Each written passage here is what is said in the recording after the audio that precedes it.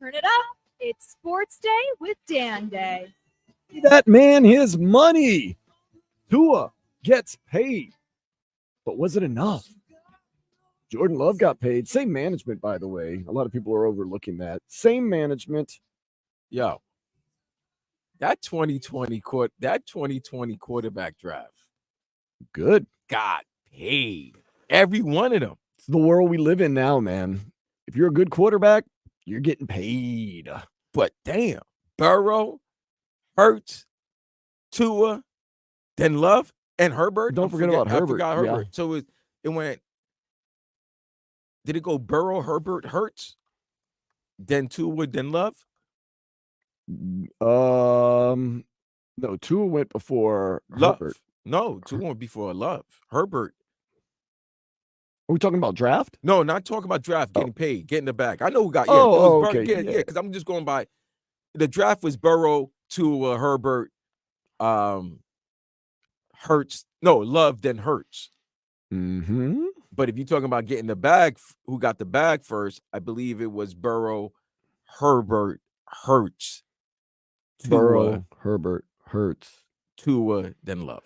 Yeah, but basically same time Jordan Love and Tua Tagovailoa. Yeah, they got paid. Everybody, all those three got paid last year. Look, as a Dolphins fan, I'm a little more, I would say, confident in Tua Tagovailoa. Jordan Love, half a season, that's a lot of money to pay a guy. Though?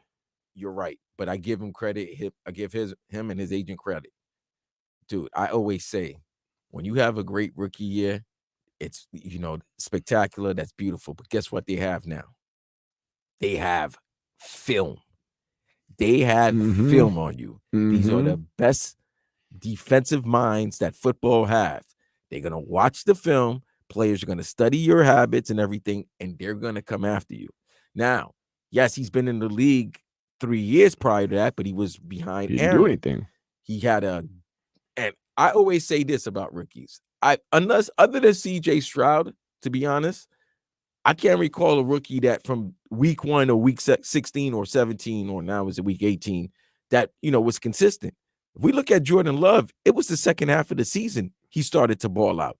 Very similar to RG3 when RG3 won rookie of the year. Remember, he was 5-5. Pay that man, huh? And he had 6 games, but RG3 was a legit rookie.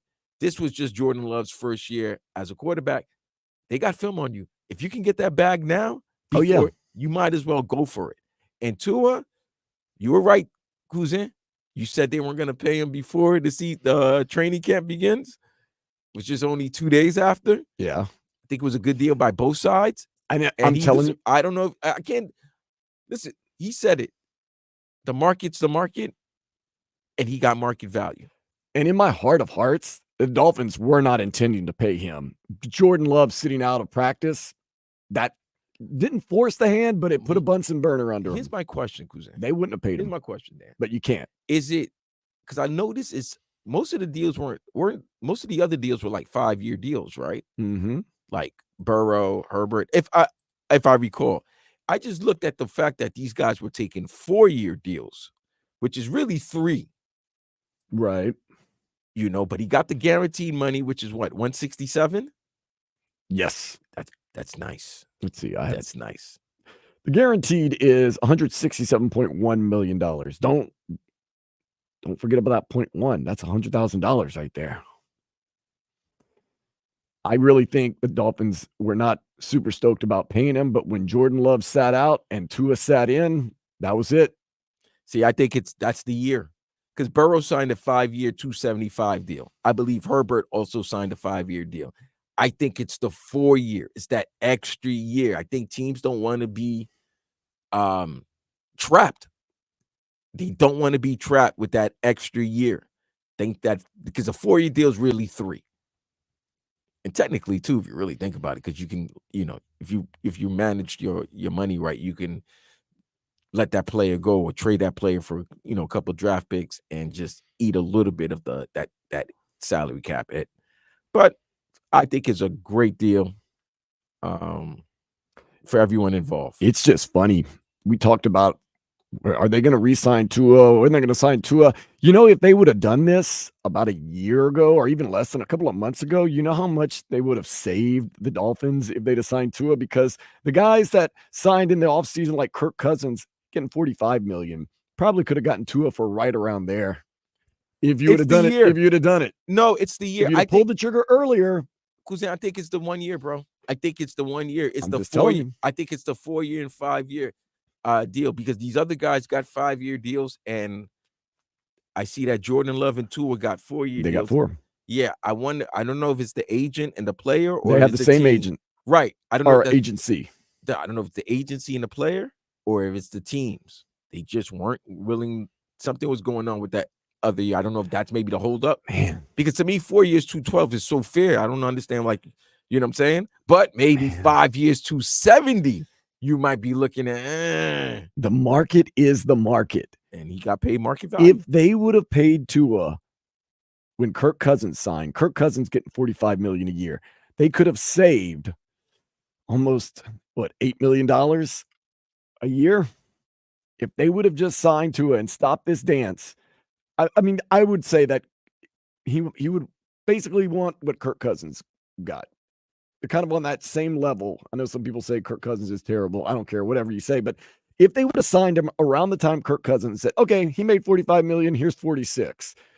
You'd be right there with Deshaun Watson. Of course, not as much guaranteed money. He'd be right there with Kyler Murray. Okay, what if he says, I want to be like Jalen Hurts, $51 million. You're still saving $2 million a year, but the market is the market. Tua Tagovailoa holds out. He stays in on practice. He gets paid. Jordan Love gets paid. Jordan Love, $55 million a year. And Green Bay knows what they're doing. I mean, they've got great quarterbacks. They had Brett Favre. They had Aaron Rodgers. Now they figure they have Jordan Love. If you're a Packers fan, you have to believe in your program, but at the same time, that's a half a season. I saw Jordan Love at the beginning of last year. At the beginning of the season was not exactly impressive. I saw them get lucky and come back against the Saints and kick a field goal at the very end when they're getting it handed to them at home. And this is another thing. I'm glad you brought this up. Dan, you know what it is about a lot of these players, bro? Mm-hmm. It's moments. It's moments. You brought up Jordan Love. I could give you the moments that Jordan Love started to get everybody's attention and were like, oh, okay. Sunday night game against Kansas City. Thanksgiving Day against the Lions. Yeah. Come back against the Saints, your team. You guys were up, I think, 17-0. Killing them in Green Bay. You were killing them in Green Bay, and then you guys won. Those were statement games and then obviously going into Dallas and whooping Dallas's ass. And Dallas did their part. And let's Dallas be honest. did their part, and they almost beat San Fran. And they also beat that. It's recency bias, right? It's a lot of recency bias. A lot of moments, though. Moments. Right. But the moments matter. Burrow, I could give you Burrow moments. Why is Eli Manning known as such a iconic quarterback? He had a 500 record in his career, but postseason time. But he won 2 Super Bowls against New England. One of them was against an undefeated New England team. Postseason time, you remember the moments. Yep, and he did it in New York. Burrow's got moments. He beat Kansas. He's beaten Kansas City multiple times. He only got us beaten Mahomes like 3 times. Maybe him and Allen. I don't want but he went to Arrowhead. He went to Arrowhead and beat Kansas City and went to the darn Super Bowl. Near beat him a couple times. Darn near beat him the following year. What is a late hit call? That was a legit call. But you like the legitimacy? He was out of bounds. He was out of bounds, bro. But he almost beat them. So you got moments with Burrow. Oh, you got right. I mean, you got to fear it. You got moments. Joe where Burrow Hurts stays healthy. You Joe got Burrow moments where Hurts went to the Super Bowl. Hurts had a great season last year until they just told. I don't know what happened. I don't know what happened behind the scenes. He was banged up. They were 10-2. But they was banged up. They were 10-1. They were struggling. They were struggling. But they had moments. The thing with Tua, he hasn't had the moment yet. He hasn't had the big game moment. He doesn't came back against the Ravens. He beat the Bills. That was week 3. I'm talking about prime time where the nation's looking at you. I've given you examples of these other quarterbacks. Tua definitely is a above average. He's a franchise quarterback. But right now, it's that next level. Now you got the bag. Now everybody's happy. Now you got to show the moment. You gotta have those moments where everybody can legitimately say, "Yeah, You do speak to that. Yes, Tua does not have that standout moment. You would say the highlight of his career was scoring 70 against Denver. That's not a moment. That's a game. That's week 3, bro. I'm talking. Yeah, I know, and that's what I'm saying. I'm He talking doesn't- about late in the season. The Dallas game, I mean, you throw a screen to Tyreek Hill, right? and The Tyreek Dallas Hill does game the was running. good, but it wasn't it. That Buffalo game, you know what I'm saying? The Buffalo game Sunday night, you score. We're not, everything changes, Yeah, but he he's does. got to have that moment. He does not have the signature moment, and some of these other guys do. So doesn't matter now. He gets paid. Let's get to the headlines. The Dolphins and Tua Tagovailoa have come to an agreement. He will sign a 4-year, $212.4 million deal with a $167.1 million guarantee. With incentives like playoff wins, that's a big one, it could escalate to $221.4 million. Of course, Jordan Love is said to have agreed to a 4-year, $220 million deal with the Packers. So it seems like Packers believe in Jordan Love enough to really, really give him the big, big, big payday. Tua a little under that, but still nothing to laugh at, nothing to sneeze at. Tua now becomes the 4th highest basically paid player in the NFL. Here's the thing, right? Because Dan, Trevor Lawrence, Joe Burrow, Jordan fam, Love. these guys really just. How long do you're not going to be the highest paid player ever? It's always going to be moving. It's always going to be moving. Well, you just want to say that you were the highest paid player Yep. for this short amount of time? True. That's what you want. Man. What I like is, remember when Patrick Mahomes signed that big contract? Oh, We thought it was ridiculous. God.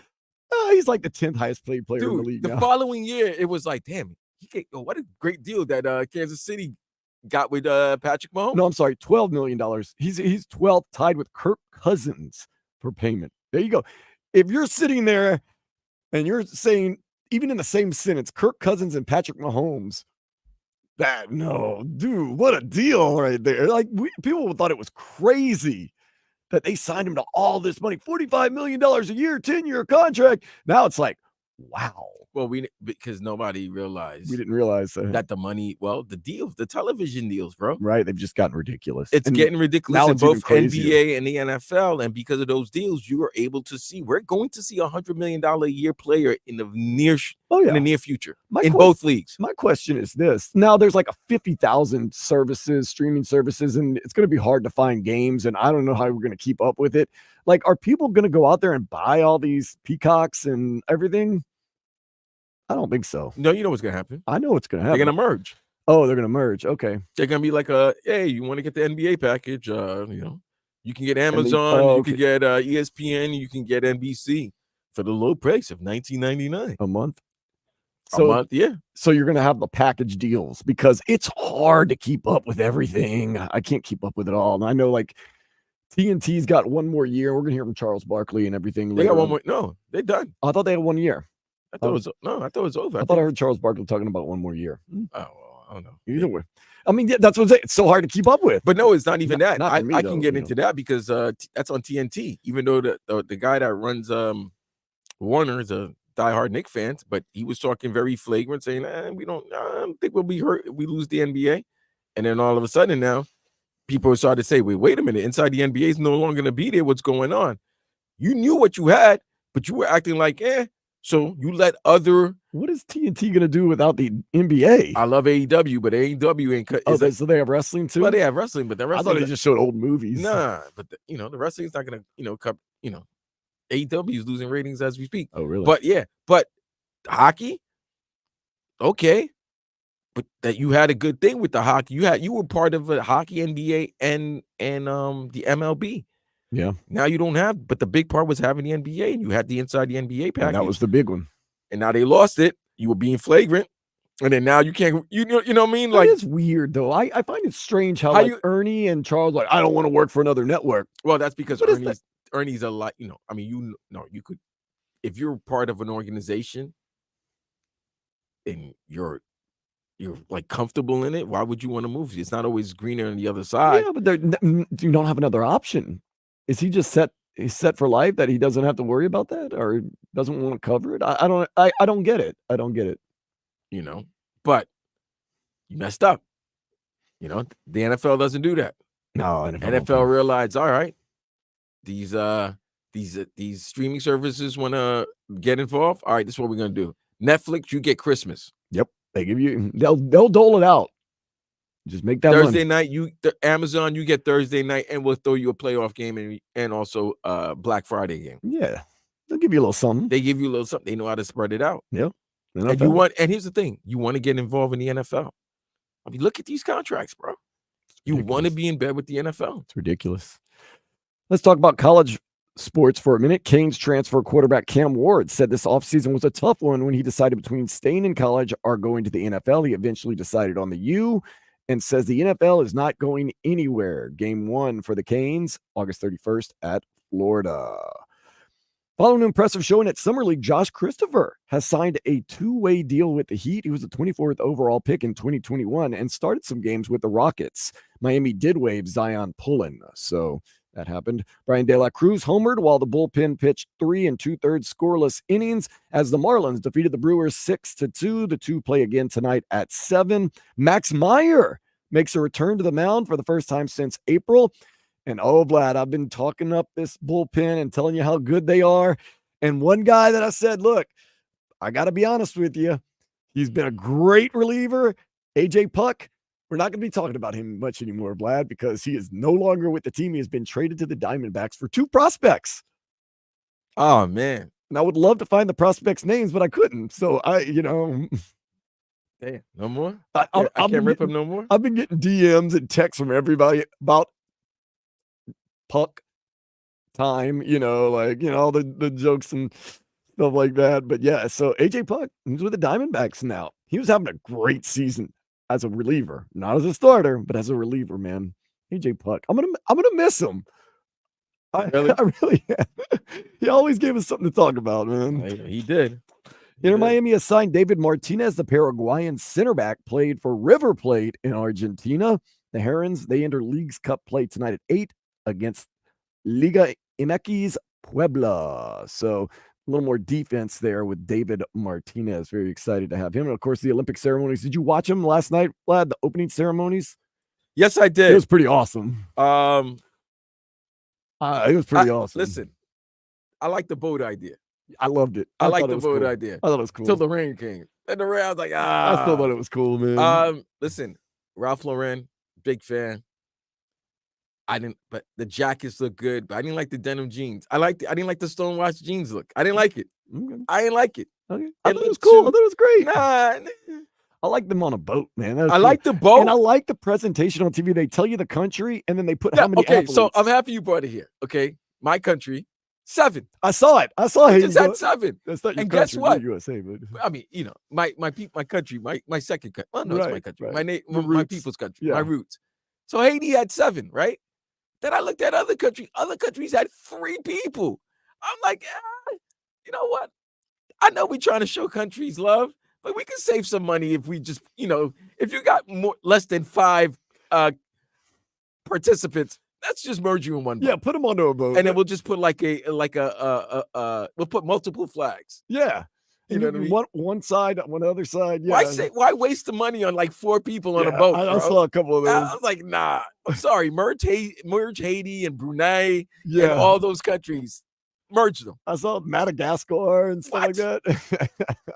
but the idea was dope. I give him credit. It was nice. Lady Gaga was balling out. Yeah, what was going on? Was it like like Star Wars meets Game of Thrones type of thing? I didn't get that. I was watching it with the sound off, but I thought it was cool. I thought it was cool. I didn't get it, but great opening ceremony. Celine Dion, welcome back. It was good to see you. I love her. French Canadian. Yes. It was great to see the torchbearers. Snoop.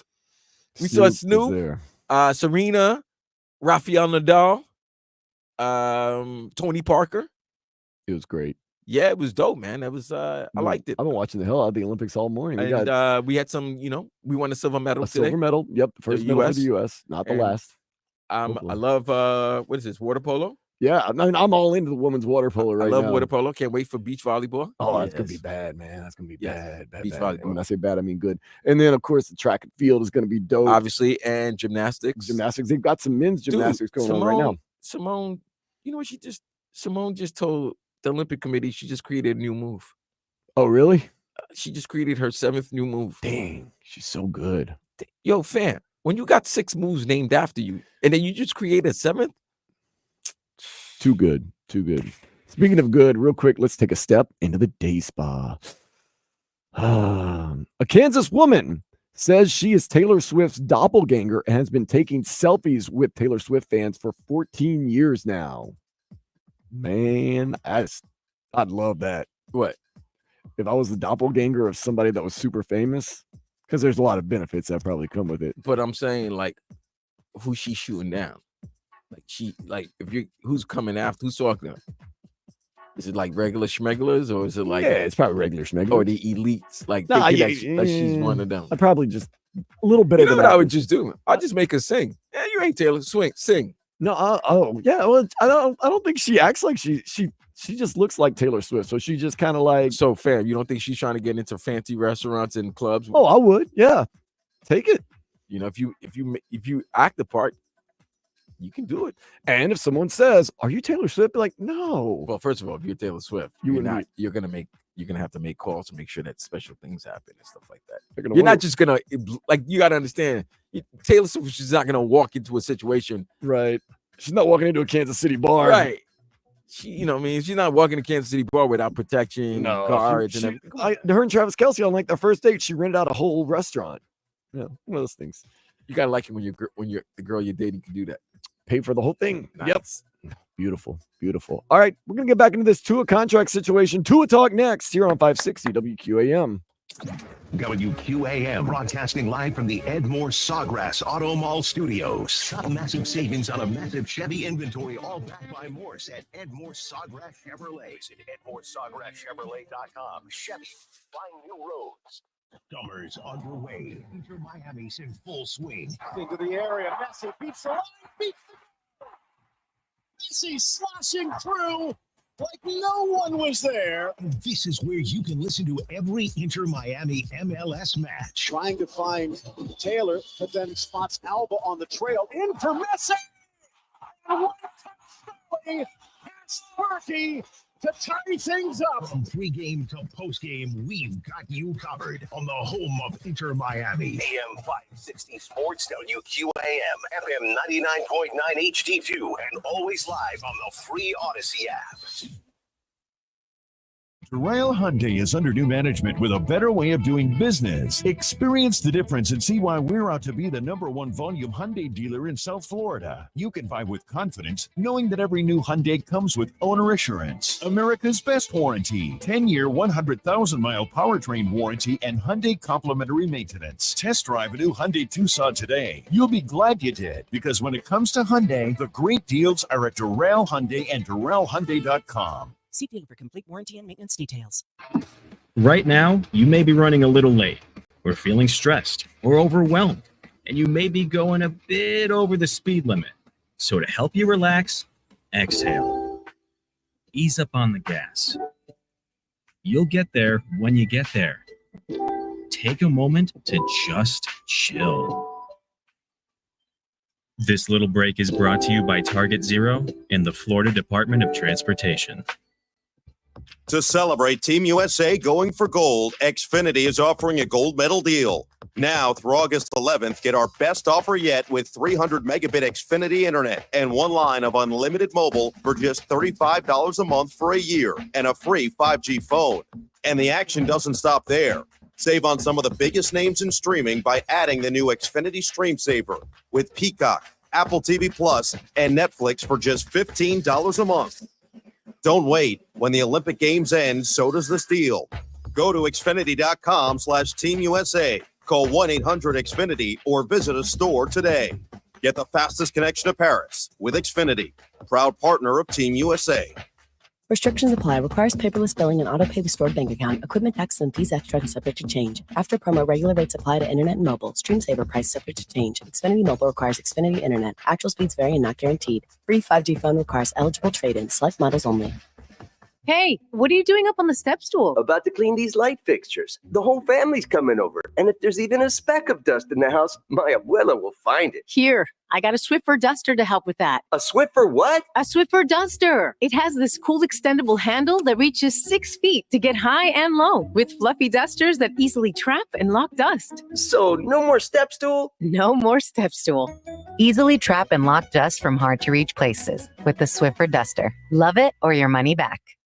This is the story of the one. As head of maintenance at a concert hall, he knows the show must always go on. That's why he works behind the scenes, ensuring every light is working, the HVAC is humming, and his facility shines. With Grainger's supplies and solutions for every challenge he faces, plus 24/7 customer support, his venue never misses a beat. Call quickgrainger.com or just stop by. Grainger, for the ones who get it done. Total Wireless is made to totally keep up with you. We now have unlimited data that never slows you down. Covered by the Verizon 5G network. And for less than $30 a month, we make your phone your ride or die. Switch now and pick a free 5G phone with qualified plan purchase. And your fourth line at no additional cost. Visit your local Total Wireless store today. Total Wireless, we're totally with you. Actual speeds may vary by location. For data management practices, see totalwireless.com.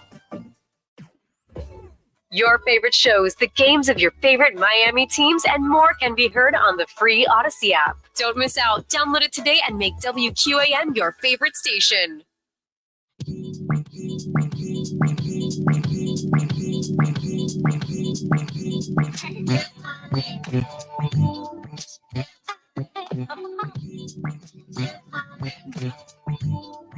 So Tua Tagovailoa signs the big contract. He was sitting in on practice, meaning that he showed up because Marshawn Lynch did. I'm here just so I don't get fined. Didn't want to get fined the money, but he showed up to practice and just basically didn't do anything because he couldn't risk injury without a new contract extension. What if the Dolphins would have called his bluff, though? What if the Dolphins would have said, you know what? Sit out. We're fine. Nah, they saw Mikey Blanco in practice, bro. But what if, just humor me for a minute, what if the Dolphins would have said, you have another year. If you don't want to play, that's fine. What would have happened? Would Tua eventually been like, you know what? I can't let down my teammates. I'm too good of a guy. No. Or would Tua have sat out the whole season? No, everybody's playing. He's already guaranteed to play this year for $23 million. That was already once they picked up his 5th-year option. He's playing this season for $23 million. He's trying to lock down the future. He's trying to lock down after 2024. But what happens to the season if Tua sits out and the Dolphins stay? He wasn't going to sit out, bro. Let me tell you this right now. So would Tua have eventually said, you know what, I can't let my teammates down and I'm not okay. Well, if you want to throw that in there, yeah. But I'm also not going to let $23 million waste away. But if he shows up, he still gets paid, right? He's still going to get paid. He doesn't have to practice. And then you see, hey, Skylar Thompson, Mikey Blanco. That's not it. That's it. But it's interesting. I would have liked to seen how it would have played out if the Dolphins. I'm just trying to think how played that out. Gone. What? And he played the whole year, and he sits out. Would he have sat out the whole year? You think it goes two ways? You crap the bed and realize you wasted a season, and then now he's worth more, or somehow, some way, maybe a miracle. Mikey Blanco's your guy, Pembroke Pines' own, and then all of a sudden, he's asked out. You bet on bet on yourself. It's either going to go two ways. So they were always going to pay Tua. That's obvious. He was going to get paid. He got paid. Listen, but he had to kind of play hardball. Like I told you, man. I just think maybe the Dolphins like to hear themselves during the offseason. That's why they did it, because this was obviously a deal that was been worked upon. Mm-hmm. I personally think the sticking point, I think, was the 5th year, the extra year. He wanted the 5th year. I think he wanted the 5th year, and the Dolphins did not want to give him a 5th year, and that's why you got the deal that it is. Because if you look at Jalen Hurts, Justin Herbert, and Joe Burrow, those 3 signed 5-year deals.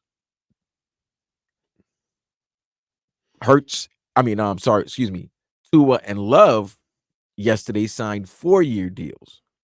Now, you sign a 5-year deal, I believe the guarantees is a little bit more. So you got 167. Right.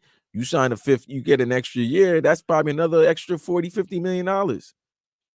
Take a look at the top paid quarterbacks with their playoff record. Trevor Lawrence at $55 million a year, 1-1. That was that big comeback against. Because I was thinking about this the other day. Dan. Mm-hmm. There's only 3 quarterbacks in the NFL that have Super Bowl rings. Correct. 4. I'm sorry. Joe 4. Flacco. No, There's 5. 4. No, Flacco. I'm starting quarterbacks. It's Russell. It's Aaron. It's Mahomes. It's Stafford. That's it. And possibly Joe Flacco. He's not starting. But there's just 4 starting quarterbacks right now in the NFL. Tom Brady owned that thing for so long. Okay, but what I'm saying is the guys that are getting the bag, other than Burrow, he went to the Super Bowl. He has been to a Super Bowl. But he didn't win. Hurts went to a Super Bowl. He didn't win.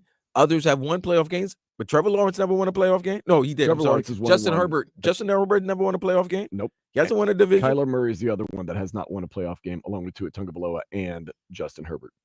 All those guys have been to the playoffs, but they've all lost. 0-1, each of them. Yeah, the only quarterback with multiple wins is Burrow and Hurts. Deshaun Watson, with all that guaranteed money, is 1-2 in the playoffs. One time they got up big on Kansas City and Kansas City 24-0 lost, but then we'll blame that on Bill O'Brien. Lamar Jackson 2-4, Jalen Hurts 2-3, Jared Goff 4-4. Jared Goff's had quite the playoff run. Of course, Joe Burrow is 5-2 in playoff games. And everybody wants to rip Jared Goff, but guess what? He's led his team to a Super Bowl and 2 NFC championships. Darn near came a play or 2 away from making it to the Super Bowl again last year. And might have been if his coach wasn't going bad decisions 4th down. Yeah, but he did. I can't knock him. That's his MO. That's how he always been all season. But sometimes you got to play a little bit smarter. With that. I disagree. That's who we are. That's what we do. No, I get different games call for different situations. Be who you are, but there are times you might have to. You have to adjust, stray away from who you are. You know what your normalcy to win. Yes, over the course of a long term, you go by the numbers. You go by that. But in a specific game, in a specific situation, with specific things going on, sometimes you got to throw the numbers out because it's not a large enough sample size. This is a championship game. You need to score as many points as you possibly can. Instead of getting a riverboat gambler with it, and then you crap out against a team that, probably was a little bit better than you. But I think, but Goff, I think he deserved that bag. And I think he did, yeah. And what he did for Detroit, bro. Look, he deserved that back. I'm not knocking anybody for getting paid. I think all these guys deserve their money. Dan, think about what happened to that man. He was living in Los Angeles. He was living in beautiful Los Angeles. He's with McVay, McVay's beautiful wife, his wife, family. He made it to a Super Bowl. Made it to a Super Bowl. Go to the playoffs, number 1 pick, all of that. Yeah, we're getting a better quarterback. Cool. And then what happened the year after you left? And then we're sending you to a quarterback. We're trading you for a better quarterback, but we're sending you to Detroit. Don't knock on Detroit. But it ain't LA. It's not LA. Not very few places are LA. It ain't LA. It's not LA. Both. So, and then what happened the year after they trade you? The guy that he wins, he's the king of LA. Well, the prince of LA, LeBron is. But he's the man in LA right now. And then what happens? You got to start building a team that's always been one of the laughing stocks of the league. And look at them now. They're everybody's darlings. So what I'm looking at for this team down here locally, there's no more excuses. No, you got no excuses. You got your quarterback. It is win now. You got your quarterback's there for the next 3 years. It's win now. That's what that tells you right there. So is there more pressure on Tua or is there more pressure on Mike McDaniel? Oh, Tua, definitely. You think? Oh, absolutely. Or is it a combo? Am I wrong? 305-567-0560, or you can go on the YouTube or Twitch. Who has more pressure after this big contract? Is it Tua Tagovailoa or is it Mike McDaniel? I'm telling you, Tua's got to start feeling. With the big money comes the big pressure. Mike McDaniel didn't sign an extension, didn't sign a bonus. Tua's got every weapon in his availability. We went and got Jonnu Smith. Say, we need a tight end. Whether you consider him a great or good or whatever, he's an upgrade to Durham Smythe, who had a good season last year. You got running backs galore, speed everywhere, Tyreek Hill, Jalen Waddle, Odell Beckham Jr., Braxton Berrios, the whole 9 yards. You just paid him all this money? Yeah. You expect him to produce. Mike McDaniel's got his system. I don't think there's any pressure on that. We know what his system is. Yeah, I believe that Tua's under much pressure. So we'll see. Of course, he's dealt with a lot of that stuff too throughout his entire career, but now it's real. Before, he ain't the guy, win a playoff game. Now it's like, you better win a playoff game. We're not paying you to finish second in the AFC East, get Josh Allen running all over you, and then not win in the playoffs. That's a line in the sand. He has to win a playoff game now. A game, maybe more. Am I wrong for saying that? When you pay a guy $50-something million, you expect a little bit return on your investment. Trevor Lawrence, 1-1. Joe Burrow, 5-2. We know if Joe Burrow's healthy, he's going to kill everybody. Jordan Love, 1-1. I beat the Cowboys. Tua Tagovailoa, 0-1. Remember the first year they went to the playoffs, he was injured, and we had Skylar Thompson at quarterback. Almost won that game, too, by the way. 32-19 in his career, Tua Tagovailoa. $53.1 million a year. Got to win some playoff games. It's realistic. It's winning time. It's no more. Yeah, no more. I'm getting jerked. And Tua's always had that narrative. He gets jerked around by the organization. Nah, they're not jerking you around anymore. You're the franchise quarterback now. They're not jerking you around anymore, Tua. They're paying you $53.1 million a year. You're the franchise quarterback. It's time. We wanted you to get paid. You got paid. I think it's a fair deal for everyone involved. I think it's great. And now you got 3 years to show and prove. You need to deliver now. Show and prove. No more of this. Let's get better. Let's get in. Let's win. No. And I'm not going to do this. If he struggles, I'm not going to be like, oh, he didn't deserve the money. Pockets are way No. down. I don't want to hear that, because that's you pay what you get. You demand what you. So they met at a mutual point. Mm-hmm. He's a $53 million quarterback. That is it. I'll say this. Now he has to show wins. If there's anybody equipped to deal with adversity and pressure, it's Tua. I mean, he's been through it all, from getting hurt at Alabama to Brian Flores, Stephen Ross, with the whole boat, Tom Brady situation, the whole thing. It just seems like it's been one thing after another. So if there is a guy that is capable of dealing with some pressure and some adversity, got to believe Tua Tagovailoa can do it. He's going to be making $53 million a year. I love some of the Twitches right now. What do we have? Heat Cult says Tua got to grow some Hawaiian lava stones. Got to be tough. RVA Richie, Tua happy feet have no G-damn excuse. That's true. No excuses anymore. You're paid. I mean, what are you going to do? You can ball out now. He has to. You got to. We're going to continue on next, talking more of the Tua contract situation here on 560 WQAM.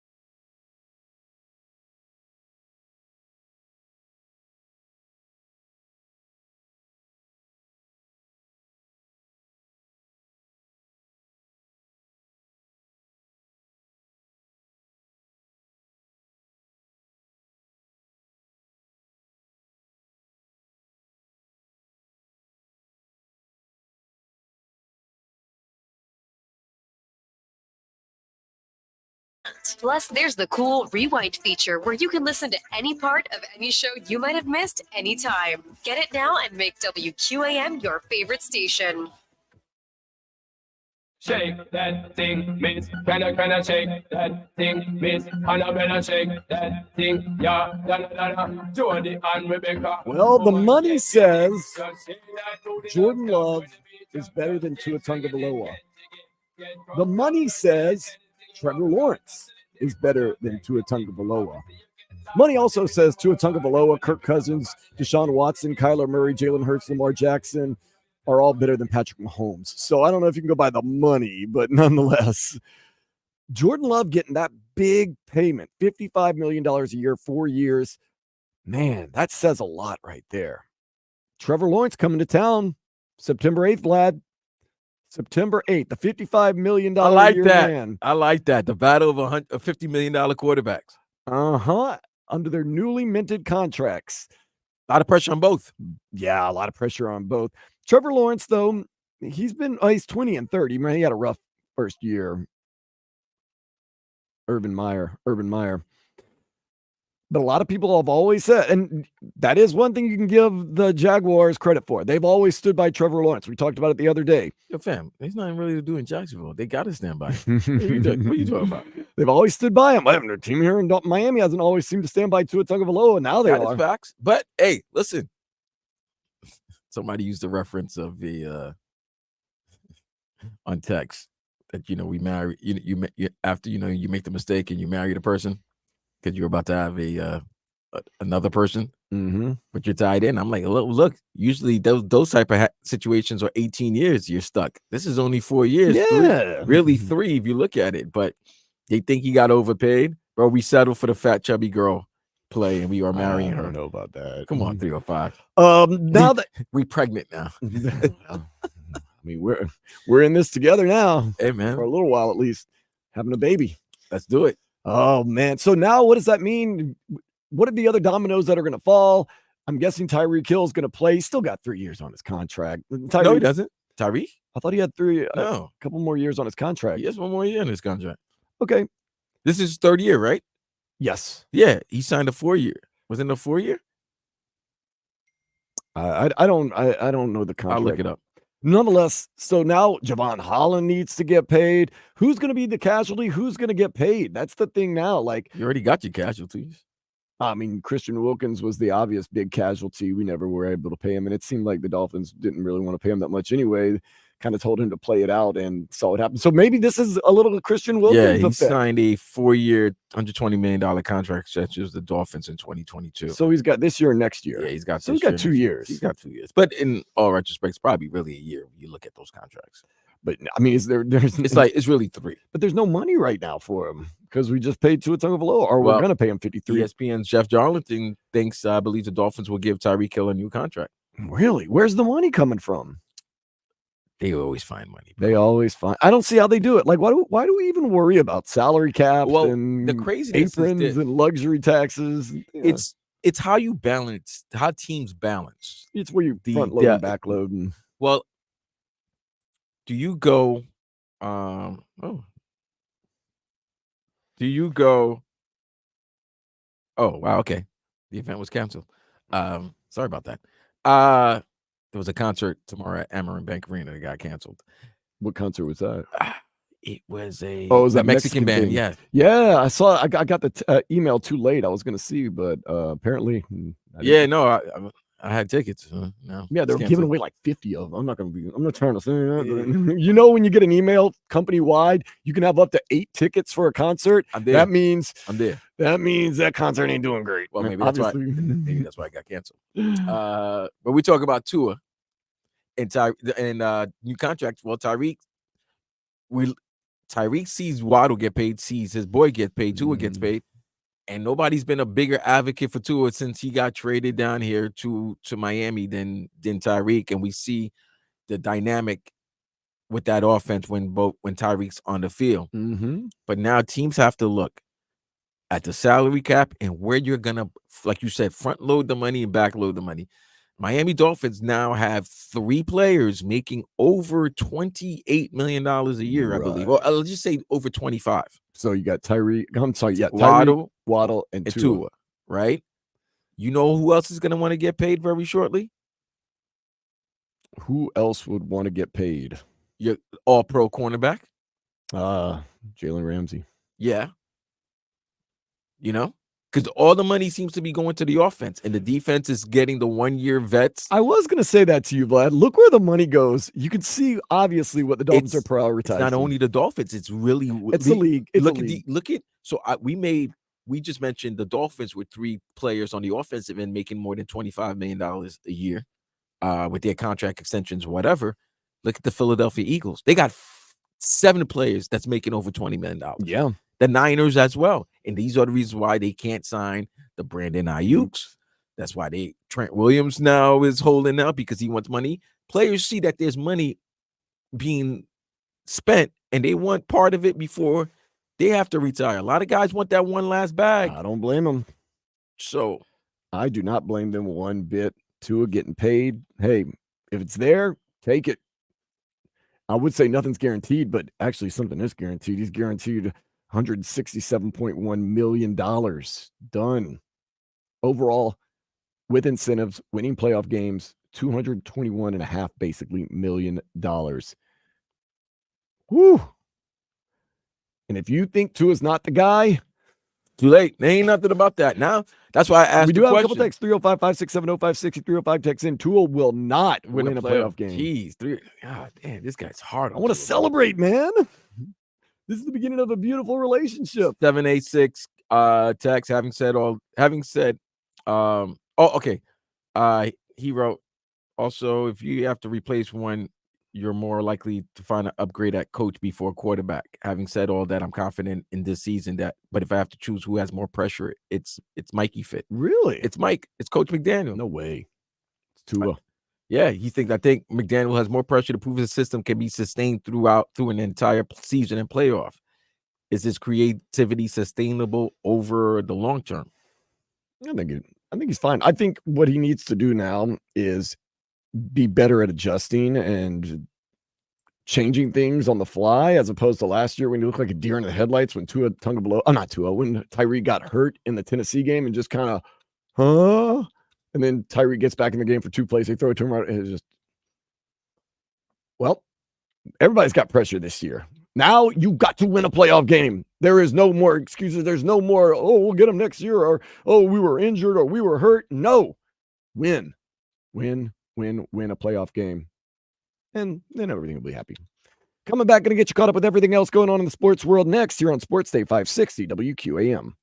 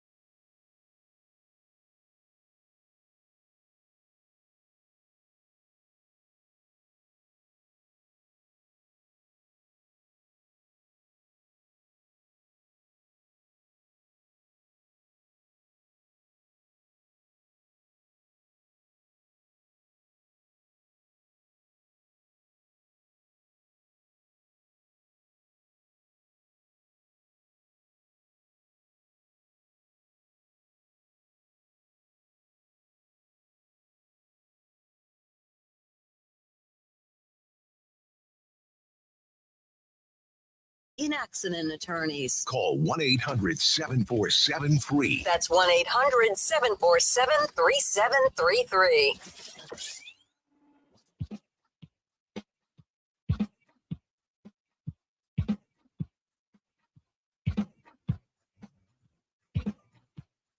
So Tua Tagovailoa becomes the newest $50 million plus a year man, signing the big contract, or maybe not signing, but it's in the works. He's going to get that 4-year, $212.4 million deal with $167.1 million guaranteed, with incentives like winning playoff games. Could be 4-year, $220 million. And you know who the next domino to fall is? A guy who's outplayed Tua most games, but gets paid less than him. And that is one, Buffalo Bills, Josh Allen. 6-year, $258 million deal that he's currently playing on. Right. And everybody thought it was crazy when he signed it, but it was a great deal.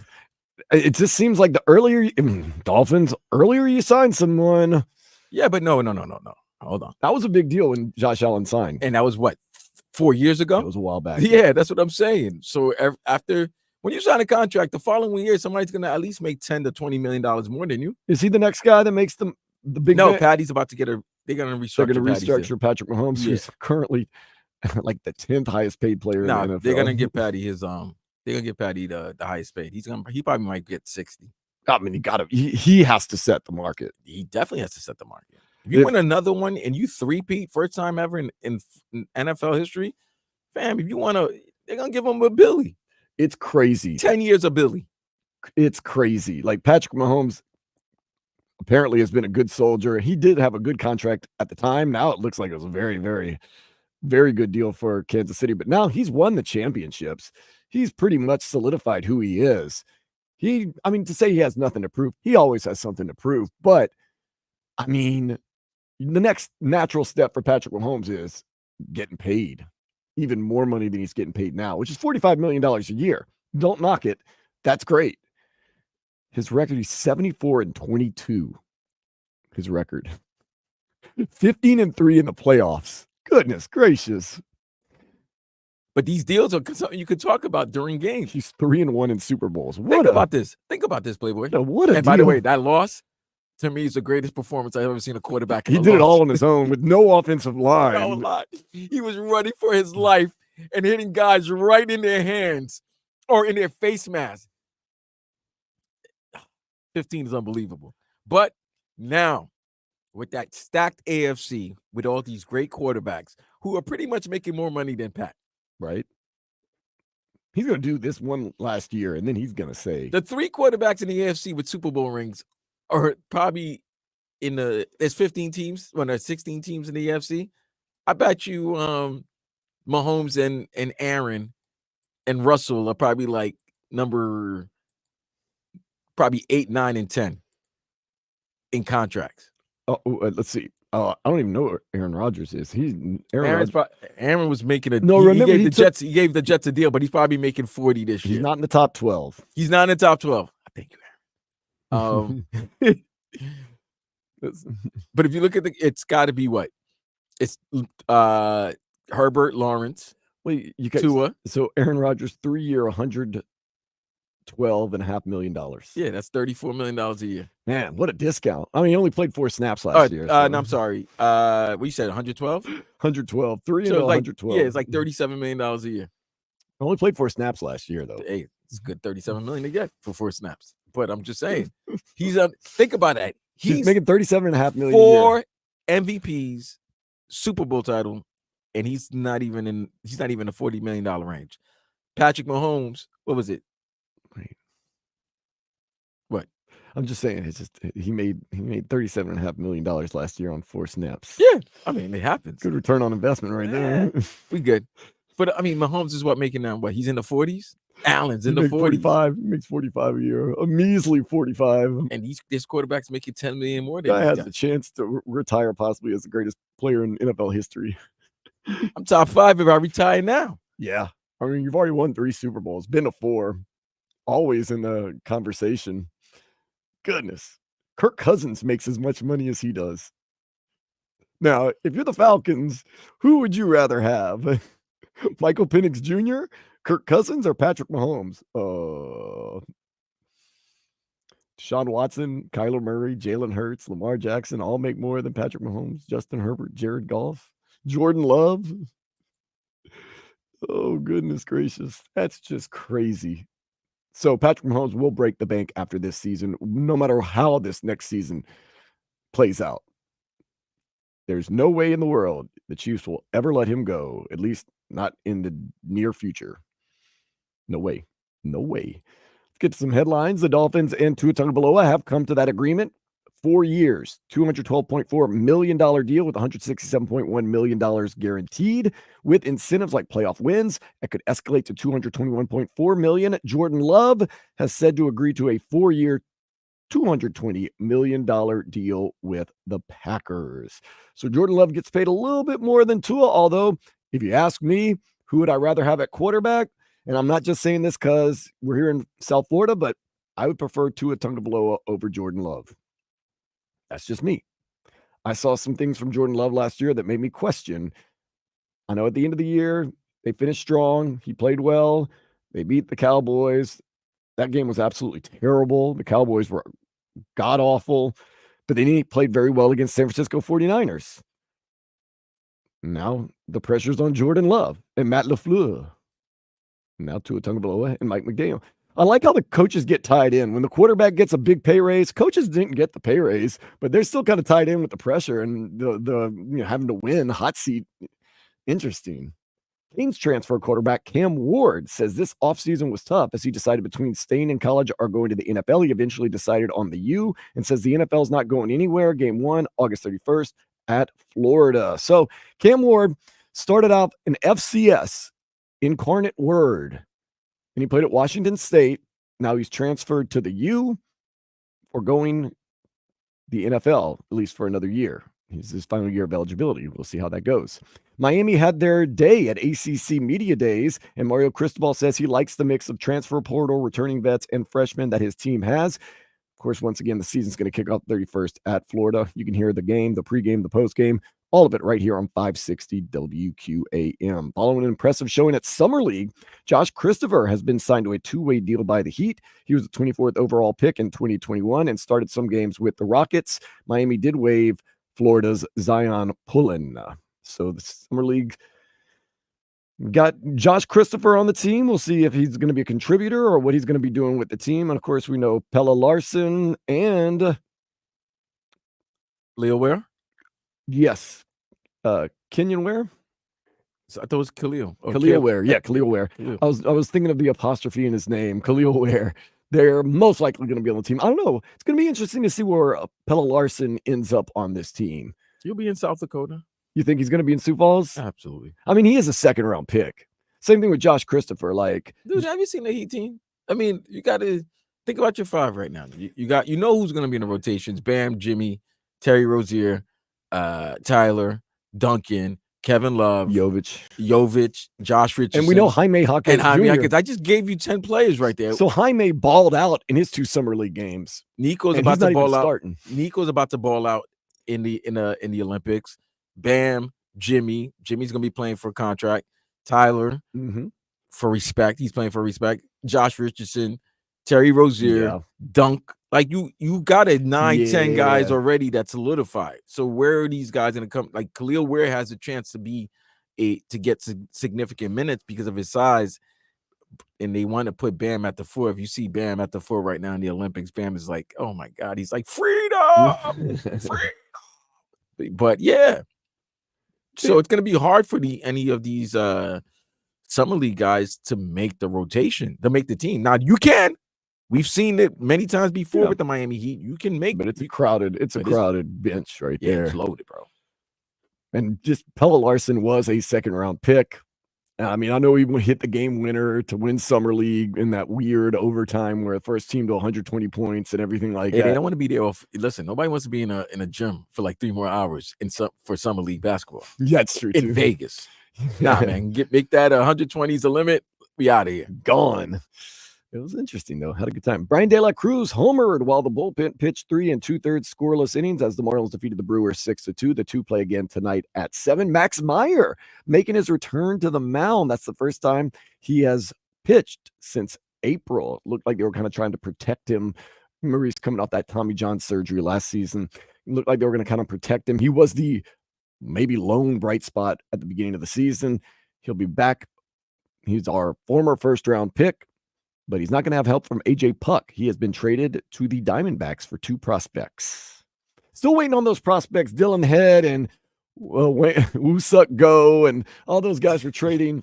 Luis Arias was too good of an offer to pass up. No. I hate those names. Peter Bendick straight up said, too good of an offer to pass up, Vlad. All right. Because we need to bolster our AA and AAA teams. I guess. I'm not letting them off the hook. Like, I'm going to follow those 4 prospects and whoever these 2 prospects are for AJ Puck. Although AJ Puck, I mean, that's not as big of a deal as trading the 2-time defending batting champion. But I'm definitely following those 4 prospects. I'm not going to let them off the hook. If they never play or they get in there and they're basura, I'm going to be like, garbage of a trade. Well, I mean, they're basura, so yeah, garbage of a trade. Woo-Suk Go played it professionally in South Korea. Woo-Suk go home. How about that? Go home. Inter Miami have signed David Martinez. We actually, our dude Daniel Solana told us last week, we're going to have him on tomorrow, by the way, that David Martinez was going to sign with Inter Miami. Of course, he played for River Plate in Argentina, getting some bolstered defense for the Herons as they enter Leagues Cup play tonight at 8 against Ligue MX Puebla, so Mexican League. 2 Mexican teams in Inter Miami's group stage. They have Puebla, and then they're going to be playing Tigres, 2 very formidable opponents. So we'll see how the team does. Always like to whoop up on those Mexican League teams, like last year in Leagues Cup. See if we can do it again. We can beat Cruz Azul. That was Messi's first game, remember? The late kick. Oh, okay. And we also extended Robert Taylor, who's been playing excellent since Lionel Messi joined the team. Nice. Yes. Steven Lawrence spent his day with the Stanley Cup, bringing it to where he started playing hockey at 5 years old in Waterloo, Canada. Brendan Montour had a parade in honor of him and the cup in his hometown in Ontario. So the cup is in Canada. Cup is in Canada now. All right. So it's in its homeland. It's traveling, man. It's getting around. I like the guys like Matthew Tkachuk, who spent a little extra time with the cup, and other guys had to wait, like an extra day to get it. But I mean, he did parade it around like schools and churches and fire departments. So the cup is basically going from North America to Europe. Remember Finland the other day, the president honored some of the guys on the team that had won. But was the cup dinner. there? No, it was a special dinner. All right. So we know that's been the United States because it was in St. Louis. Now we know it's in Canada. And now it's got to make a trip to Finland. It's going to go to Finland for a couple of days. Is there any other countries? I think so. That's it, right? Finland's the last one? That might be the last. Is there any Swedes on the I'd have to look up the roster. I have to look up the roster again. But yeah. Speaking of international, the Olympics opening ceremony was last night. Competition continues. I know they got some rugby going on right now. Real big rugby grudge match between South Africa and Australia. Yeah. That 2 formidable powerhouses. The U.S. men's gymnasts had a terrible showing tonight. Bad job. Brody Malone, he fell like 3 times. Yeah, that's going to get you out of that all-around championship. Yeah. That's it. But we're more worried about Simone Biles right now. At least I am. I am too. Man, rugby is not the sport for me, dude. I'm going to be honest with you. Those guys are jacked. They're weird. They're like jacked. They're like football boxy players and soccer players they're like combined. Boxy, jacked up guys, man. Like all of them are built big and broad and wide. The dude just hit his face on the ground and got up like nothing. Oh, she's got speed. I'm also watching the flag football championship. Of course, that's very important. Also, Staten Island Giants and the Apex Predators. Okay, this might be a repeat from last week. You'd have me there. I really got excited the other night. I love women's collegiate bowling. It's seriously one of the more fascinating things you'll ever see on TV. Wichita State's my team, though. Nonetheless, I had a friend text me like, dude, they got the national championship of women's bowling on TV. You like gutter balls, don't you? No, these women are awesome. Okay. And we turned it on, and then it said it was obvious. I didn't know it was a replay, but I was watching like it was live. Then I realized it was from like 8 months ago because it said something like "Get ready for I don't know something that happened college 8 months football." ago? Yeah, like Miami Hurricanes take on NC State. Like, huh? Oh, I just wish I wouldn't have known, but it was still cool. With that being said, speaking of women, let's go ahead and take a step into the day spa. A woman in South Carolina threw away a scratch-off ticket she believed was a loser, but her husband it's the worst. noticed it in time, dug through the trash, and recovered it for $200,000. Okay, so what's the question? I'm just saying, dig through trash, man. Now, does he have to split it? Yeah. But she threw it away. Right. That's not how relationships work. I don't care. You threw it. You threw it. Like Nah, one person's trash is another person's See, trash. if he were smart, he would have just recovered it and recovered the money and been like, but he still married her. He shouldn't have said anything. No, thank God Well, first of all, what would have made him dig up the lottery ticket? Did he remember the numbers and then saw the winning? No. And it was like, oh. She scratched it off, threw it away, said it was a loser. And he was like, well, maybe a second pair of eyes should look at a ticket. So he went and dug through the trash, found it, was like, no, you just won $200,000. Never just throw away a scratch-off ticket. First of all, have it verified by several different people. And if you're still unsure, they have the machines where you can She owes him. That's not how it works, Vlad. She owes him. That's not how relationships. She threw away $200,000. He found it in the trash. She's got to give him a menage. Nope. Yeah. All that means is he's not sleeping on the couch for a while. He can't sleep on the couch ever. Nah, no. He could make her sleep in the trash. That's not true. That's not how relationships work, Vlad. Nah, man. When I found that, you were about to throw $200. Oh, she did. And I had to go in the trash and find it. Nah, bro. You owe me. Okay. You owe me. You owe me something. Oh, yeah. I mean, you owe me something. Definitely. You owe me something. Something. The Dolphins owe Tua money. Break down that contract again next here on 560 WQAM.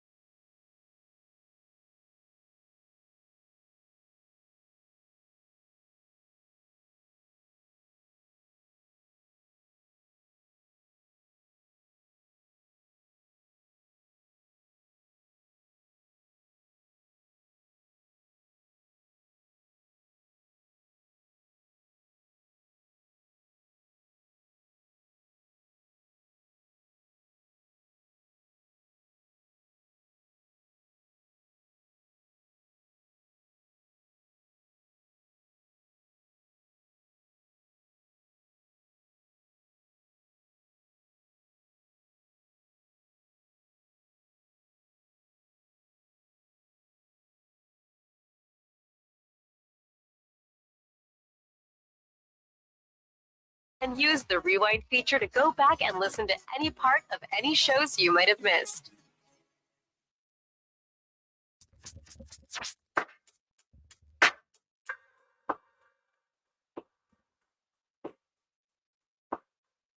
Tua can't be shook. He's got that contract now. Got to earn it. What with Tua now making or will make $53.1 million for 4 years. This season, what would be logical to expect wins and losses? Because I don't care. Obviously, we don't care about the numbers that much. It's all about wins and losses. Tua has to win a playoff game, right? This year. Yeah, well, you got to make the playoffs. You got to make the playoffs. You got to win one. No, you got to make the playoff. Making the playoffs is you have to. That's automatic. And you have to win a playoff game. You have to win a playoff game. And, I mean, not to put more pressure on them, but the division's up for grabs. You should win the division this year. It seems like Buffalo may have kind of taken a step back, at least on paper. I think it's between the Jets and the Dolphins. The Jets, you got a big question mark with Aaron Rodgers. You know they got a good defense. I don't have a question mark with Aaron Rodgers. It's just the national media like to put that narrative. Oh, let's make it a question mark. I mean, he's only played 4 snaps, though. And can't guarantee anything. I mean, can I say the same thing about your quarterback? No, because he's played for the Dolphins 4 years. He played 4 years, off but and on. up until last year, that was the first season that he played every game. Yeah, but we know what we got. Yeah, but he's still one hit away from being, Everybody is. That's what I'm saying. So the fact of the matter is, just because I didn't see somebody only saw somebody play 4 plays, don't mean like the person's just washed. I mean, if the Dolphins, for some reason, take a step back this season, Nah, the Tua detractors are going to murder him. No, they're not. Well, first of all, nobody's gonna get murdered. They're gonna rip him. Let's murder. No. Come on, man. They can't say murder. They're gonna criticize him. They're gonna criticize him heavily. Yeah, they will. Okay. And I mean, you're getting paid $53.1 million. It all depends on the context. It really does depend. What if the offense is the top offense in the league and the defense stinks? Is it on Tua? No, but it doesn't matter. Oh, what do you mean doesn't matter? When you are the face of the organization. I get you, fam. You could be the face of the organization. But look, okay, how about this? The face of the Kansas City Chiefs is Patrick Mahomes, right? Exactly. Guess what? Their offense wasn't that great last year, right? They were dropping passes left and right. But their defense was good. Defense was great. A lot of people forget how good that defense was. And their defense kept them in the games, and all Pat had to do was make a couple of plays. And make sure people catch passes. But if the offense is improved, they've been a top offense the last 2 seasons. If it keeps on improving and they're averaging, 30 points a game, he's putting up numbers, and the defense is with a third new defensive coordinator, and they're giving up like 31 points a game or 32. I don't blame that on Tua and the offense. I blame that on the defense. No, it's not his fault. That's what I'm saying. You have to look everything in context. Same thing, like they said, the biggest question mark for the Dolphins and our most scary thing is their offensive line looks like it could be just kind of a piecemeal. Liam Eichenberg could be starting. It's hard to throw passes when you're on your back or when you're running for your life. And we know Tua got more mobile, or supposedly has gotten more mobile in the offseason. But what can you do if you have no offensive line? Now, last year they kind of cobbled it together, and I thought they did a good job. But if you don't have an offensive line, you're not going to have your franchise quarterback much longer. No, you're not. He's going to be running for his life. But here's the thing: now that he knows his future for the next 4 years is secured, maybe you're going to see a different Tua. Maybe you see a Tua that will leave the pocket and take some risks. I don't know. It just seems like Mike McDaniel's got his system, which, for better or for worse, is a whole lot of timing and throw it to a spot and hope that someone's there or make sure someone gets there. It's a whole lot of that. Tua, that's one of the things now, though. If you are Tua, now that you're paid $53.1 million, I need you to, when I say progress, remember he kind of last year and that's the big knock on Tua, is that if it's not there, he freaks out. Mike McDaniel does the same thing. The coach and the player are mirrors of each other. Now, Tua, you're 53.1 million reasons every year to get. Let's stop with the 50. All right, he got the bag. That's it. Enough. Enough. He got the bag. Enough. You're making $53.1 million a year. You can't say it enough. Well, first of all, he's not making $53 million this year. That kicks in until next year in 25. Oh, so this year he's still at 23. He's in a loophole. You got a freebie this year. I don't know if he had a freebie, but he's got 23. He's making 23. So let's stop. He got the bag. Everybody's happy with the deal. Now it's on the play. It's on what happens on the field. If he puts up the same amount of numbers that he did last year, lessens the interceptions, if he's throwing for 30, 35 touchdowns, putting up 4,600, 4,800 yards a game, for the season, great completion percentage, and they're 9-8.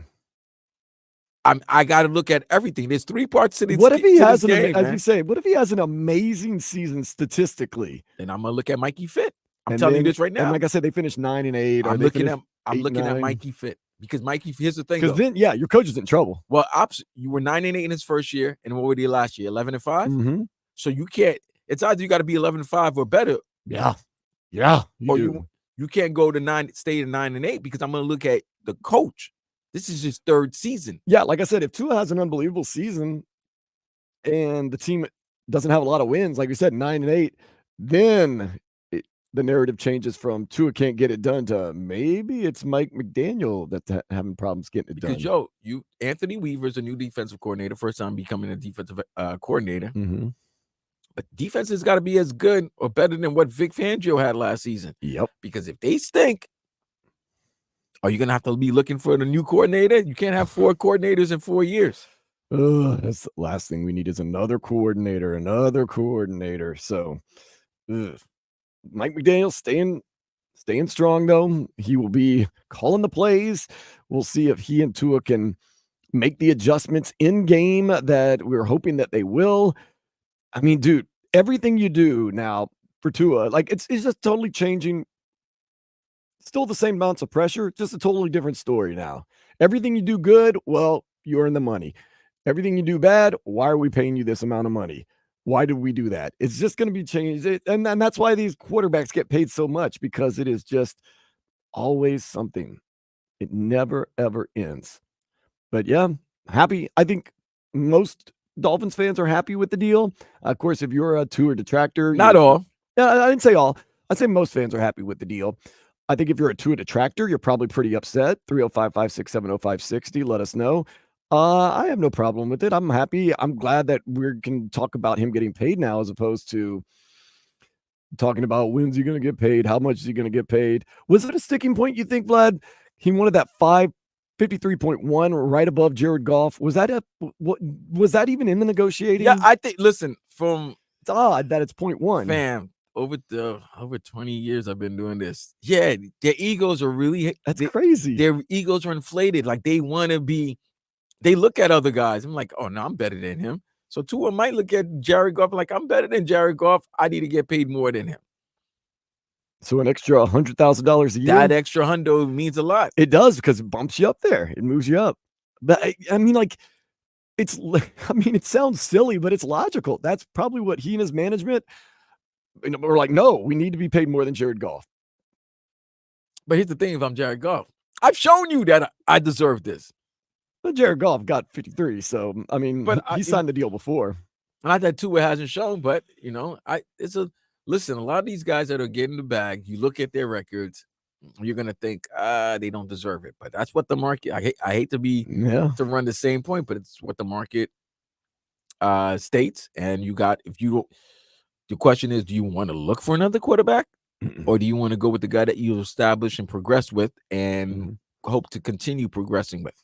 And that was something interesting. Joe Rose was on earlier today doing a special show.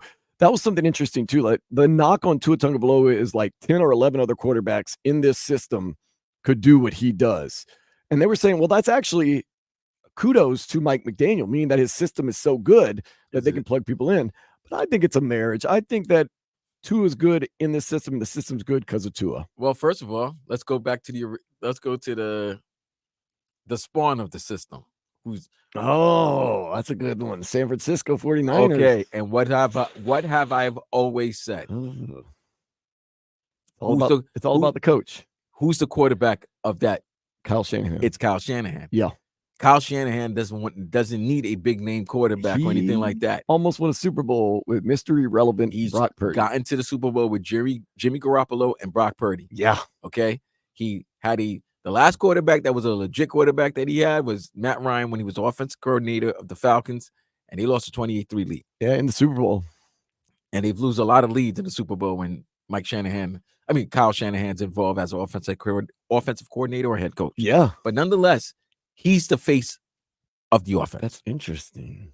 Okay. Their style is, as long as we get the talented players. Look what they're doing. The talented skill position players. If the quarterback listens to what I say, we'll have success. I was going to say they believe in their system so much they figure they can just plug and play people, but they are not planning on trading. At least they say they're not trading Brandon Ayuk, though. They're trading him. Okay. I mean, do they believe in their system that much? Yes, they do. And I mean, Brock Purdy is probably eventually going to be one of the highest paid players in the league. I don't know if it's justified, but I don't know. What do you do? NFC Championship and Super Bowl overtime loss. You gave the team a lead. I don't Remember, know. it was 19. He did give a 19-16 lead to the Chiefs. All they had to do was stop them on 2 4th and 1s. Right, and the Chiefs got both of them. Which is why I said, look, we have to look at team. When we're looking at players, I know we look at the quarterback, the franchise player, the same way in the NBA you look at the franchise player. We look at the stars, but sometimes there's context. If the star is doing exactly what they're supposed to do, but the rest of the team is not doing, I'm not blaming it on the star. Yeah. Brock Purdy going to get paid. So that's why I know people are going to want to pull quick to criticize Tua because he's got his bag. He's the face of the franchise. He's the quarterback. But if he's putting up 4,800 yards, 33 touchdowns, 10 interceptions, and the team is losing 31-28 because the defense can't. Now, I'm sorry. I'm not looking at number one like that. I'm not putting that on Oos. I'm putting that on the team, the rest of the team. Yeah, that's true. Because if Waddle's getting his numbers, if Tyreek's getting his numbers, and if the running game is still legit like it was last year, then you got to look at the team, the other members of the team. They have to get double-digit wins this year. They have to. I would think it'd be good for them to have double-digit wins since you had double-digit wins last year. Because it shows a regression if you don't get double-digit wins. The only thing I can tell you, if you finish 10-7 and win the division, you good. That's fine. Because you won the division. That's all you wanted. That's not all you wanted. But you've upgraded. Well, you won the division, you're going to host a playoff game. Yep, that's the most important thing. That's great. That's the biggest thing right now. I don't think it's so much the Dolphins have trouble winning playoff games. I think it's really hard to win road playoff games. Bro, they've had trouble winning at home as well. Baltimore came in there, smacked them like 2 decades ago. 2 decades ago. Wow. The last win you guys had was at home against the Colts. Indianapolis in overtime. Right. And Lamar Smith basically ran his life because the following week when he went to Jacksonville, I think it was Jacksonville. It wasn't Jacksonville. They just got destroyed. Serious. It would make life a lot easier if you get a home playoff game because that means you're a good team and you get to play at home. It makes it a lot easier. So you got to do your work during the season, though. They had it all in front of them last year. And they just couldn't get it done. But now, December 30th, 2000. Is that the last time the Dolphins won a was the playoff game? last 24. Everywhere that Mike McDaniel, everything's 24 with Mike McDaniel. He says meetings 7:24, 9:24. Everything's on the 24s because he wants to get that monkey off their back. So we'll wait and see. More Tua talk next here on Sports Day 560 WQAM.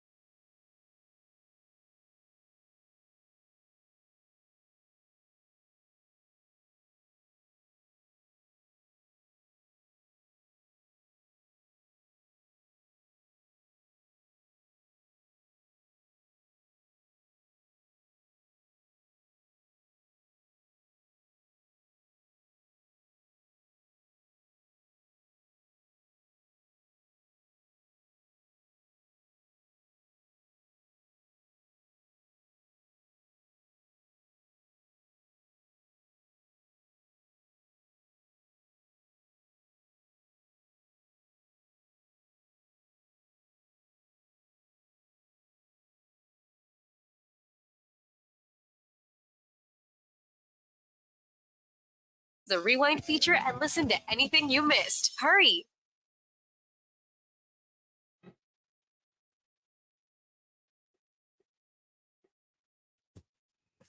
Yes, indeed. The Olympics are rolling on. Did you see that Beyonce Knowles video introducing Team USA at the Olympics? She still got it. It's B, baby. Hope. I didn't know she was that great. What? I didn't know. It's unbelievable. Unbelievable. You didn't know? No, I knew. I knew she was great, but I didn't know she was that great. She still got it. What do you mean you know that she's... No, we're not going to argue about this. No. She was that great. That's like the most craziest thing I've ever heard right now. It's not. You Sometimes you get surprised. You didn't know she was that great. I didn't. That's like saying you didn't know tomorrow's Sunday. I don't. Wow. I'm just saying. I had forgotten. Or maybe I wasn't paying enough attention. I don't know. I don't know. No, she's still the one. All right. Oh, I ain't attacking. I'm giving her credit. Kudos. A lot of rugby. A lot of people at that rugby game. A lot of people at the rugby. Is that the final? No, come on, it can't be the final. I saw France. It can't be. Fam, you can't be final of opening ceremonies was yesterday. If that's happened, then that means the Olympics started last week. All right, let's do it. Let's check you it might out. If you're right, you're right. Today, the bronze medal match, South Africa versus Australia. Oh, my God. They really did it, what, a week ago? Let's see. When's the gold medal match?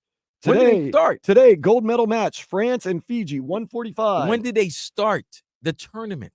Let's see. Knockout round started is July 25th. Quick 2 game. days ago? Quick turnaround, baby. No, the 24th. The 20. Yeah, a Wednesday it started. Those rugby guys and girls, man. So time out. Go. Hold on. They go. Time out. Hold on, Kuzan. It started Wednesday. When was opening ceremonies? Yesterday. So there are certain countries that were eliminated from a tournament before the opening ceremony. Sorry, Kenya. Argentina knocked them out. No, there's group play, though, it looks like. So this is group. It has to be group play, bro. It's medals. So group play was what? Starting on Wednesday or Tuesday? Everything started Wednesday, yes. Okay. How many participants in this tournament? Now you got me, man. Because this is wild. France, United States, Fiji. Rugby is not a game. It's not a sport you play every day. No, Ireland was in there. They beat South Africa. Wow, that's awesome. Wait, but I don't get it. This was the United States has already tied France.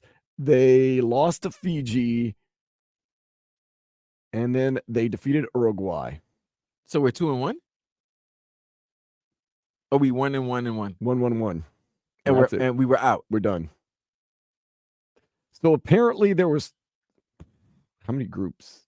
See, there's three pools, A, B, and C. Okay, how many teams in it? How many? I would guess if the United States played 3 matches, there would be 4 teams in each pool. So there's 12. Okay. So they've played every day. Basically, yeah. So Wednesday, Thursday. Wait, am I looking at men's and women's? I'm looking at men's. I think you're confusing me, man. Yeah, Wednesday, Thursday. There was they took a day off. Did they take a day off yesterday? Yeah, opening ceremony. They took a day off for the opening ceremonies. But the U.S. board's already knocked out. Placing 5th through 8th. The United States today lost they lost to Ireland 17-14. Placing 5th to 8th. Man. So okay. Damn, they really done with those. Basically that would have been tragic to be eliminated. So opening ceremony and the last day of your events the following day. You could be done by Sunday. You could be back home tomorrow. No, people are done now. The USA's done. Oh, no, wait. Yeah. Okay. So the US placed 8th. They lost to Argentina today. Did they play 2 games today? What in the world is going on here? I didn't know rugby you could play 2 games in one day. United States today, placing 5th through 8th, lost to Ireland. And then they lost to the 7th, 8th game. And then they lost the 7th, 8th game to Argentina. So these rugby guys and girls, they just play. Okay. That's a physical game. I don't like it. I don't like the fact that my sport begins before opening ceremonies and ends the day after opening ceremonies. That would be a bummer if you were already eliminated before the opening ceremonies. Right. And then you're at the opening ceremonies like, Hey, it's over for us. Like, what happens if you're eliminated Thursday? Do you stay for the opening ceremonies? I would. How long do you stay in the village? I don't know. I don't know the rules. I don't know how these things work. Nah, bro. I can't do it. Okay, so there were 12 teams. I'm looking at this thing. Well, yeah, if you're saying 3 pools, 4 teams each pool, that's 12 teams. Mm-hmm. But I didn't know that you could play rugby like back to back like that. I didn't know you could play 2 games in a day of anything. That's a rough sport, bro. And it's a physical sport. Man, all right. I got respect, man. And here these guys like Tua Tagovailoa making $53.1 million a year and playing once a week. Come on.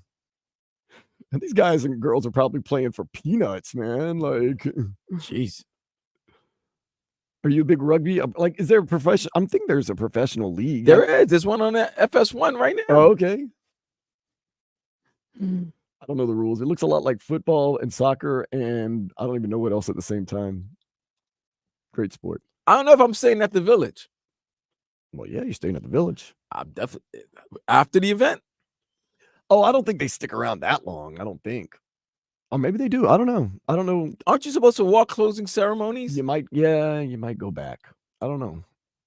Yeah, so maybe they do just stick around for a month. If I want to That's go a month, man. If I win a gold medal in rugby, I'm staying. I'm enjoying the fruits of my labor, but I'm definitely pillaging the village. But that's crazy. Like, yeah, like this U.S. team, if they're sticking around for the closing ceremonies, they That's basically 2 have week vacation. They have a whole month. 2 weeks.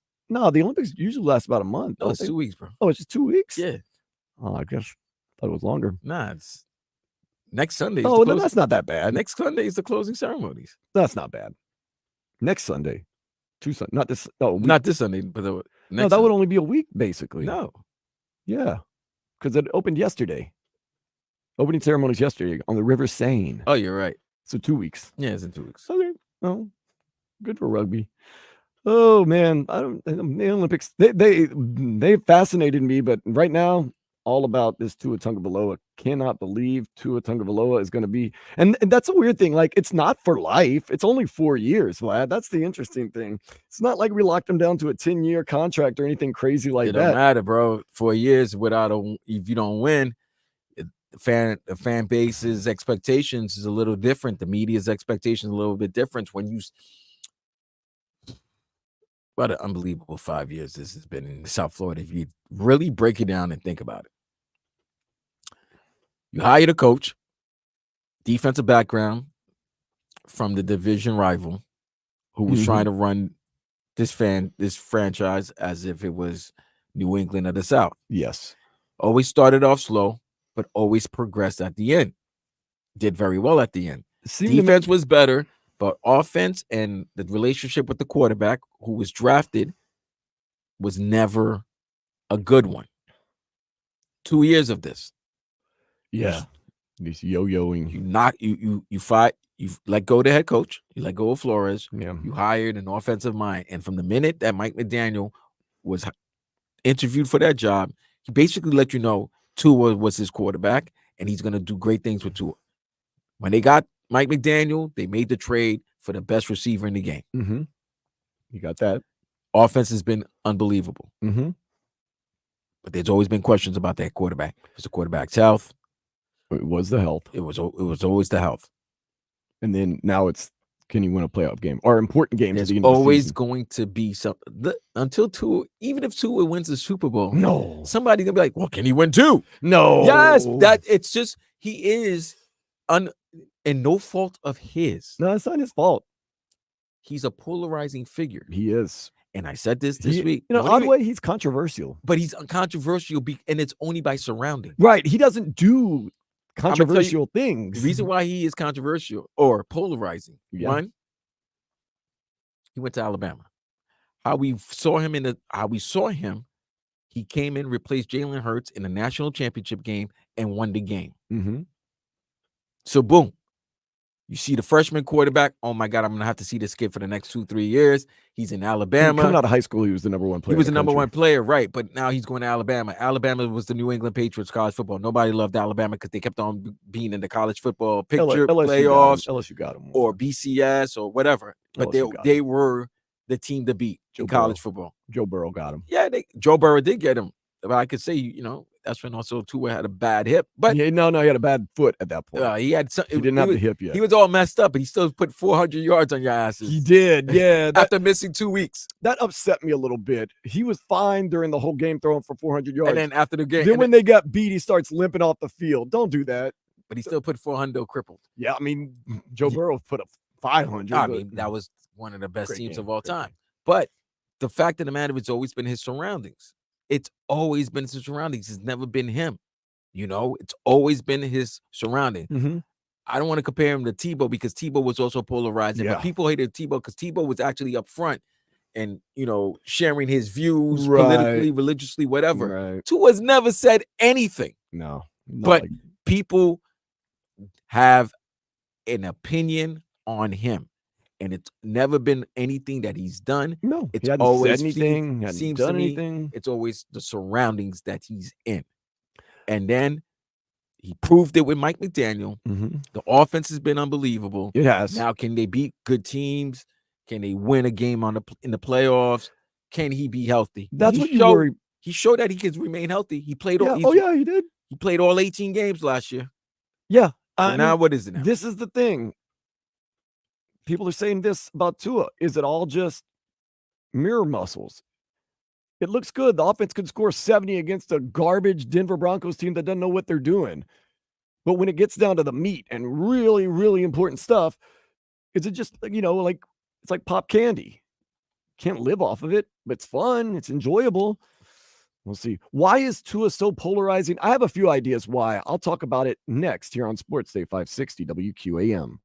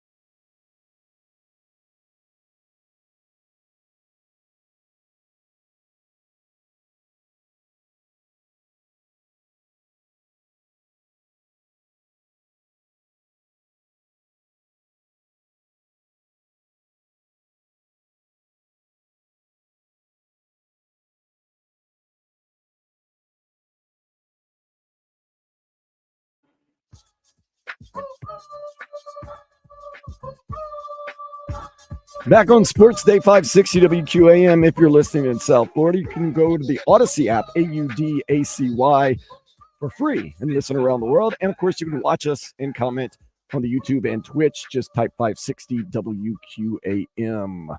Just a couple of minutes ago, talking about how polarizing Tua Tagovailoa is. Got a couple ideas on why he might be polarizing. And of course, it's an amalgamation of things. It's not just one thing. But I think, and being honest, part of it is a small part of it, not a big part. He's Hawaiian, and that's kind of foreign to people sometimes. Even though it's United States, it's a faraway island. People don't automatically, affiliate themselves so much with that. He played at Alabama. That's one of those things. Like, oh, he had all the wide receivers. He had everybody, the best players in the nation. Now everybody can be good in that system. Number 3, the injuries have not helped him.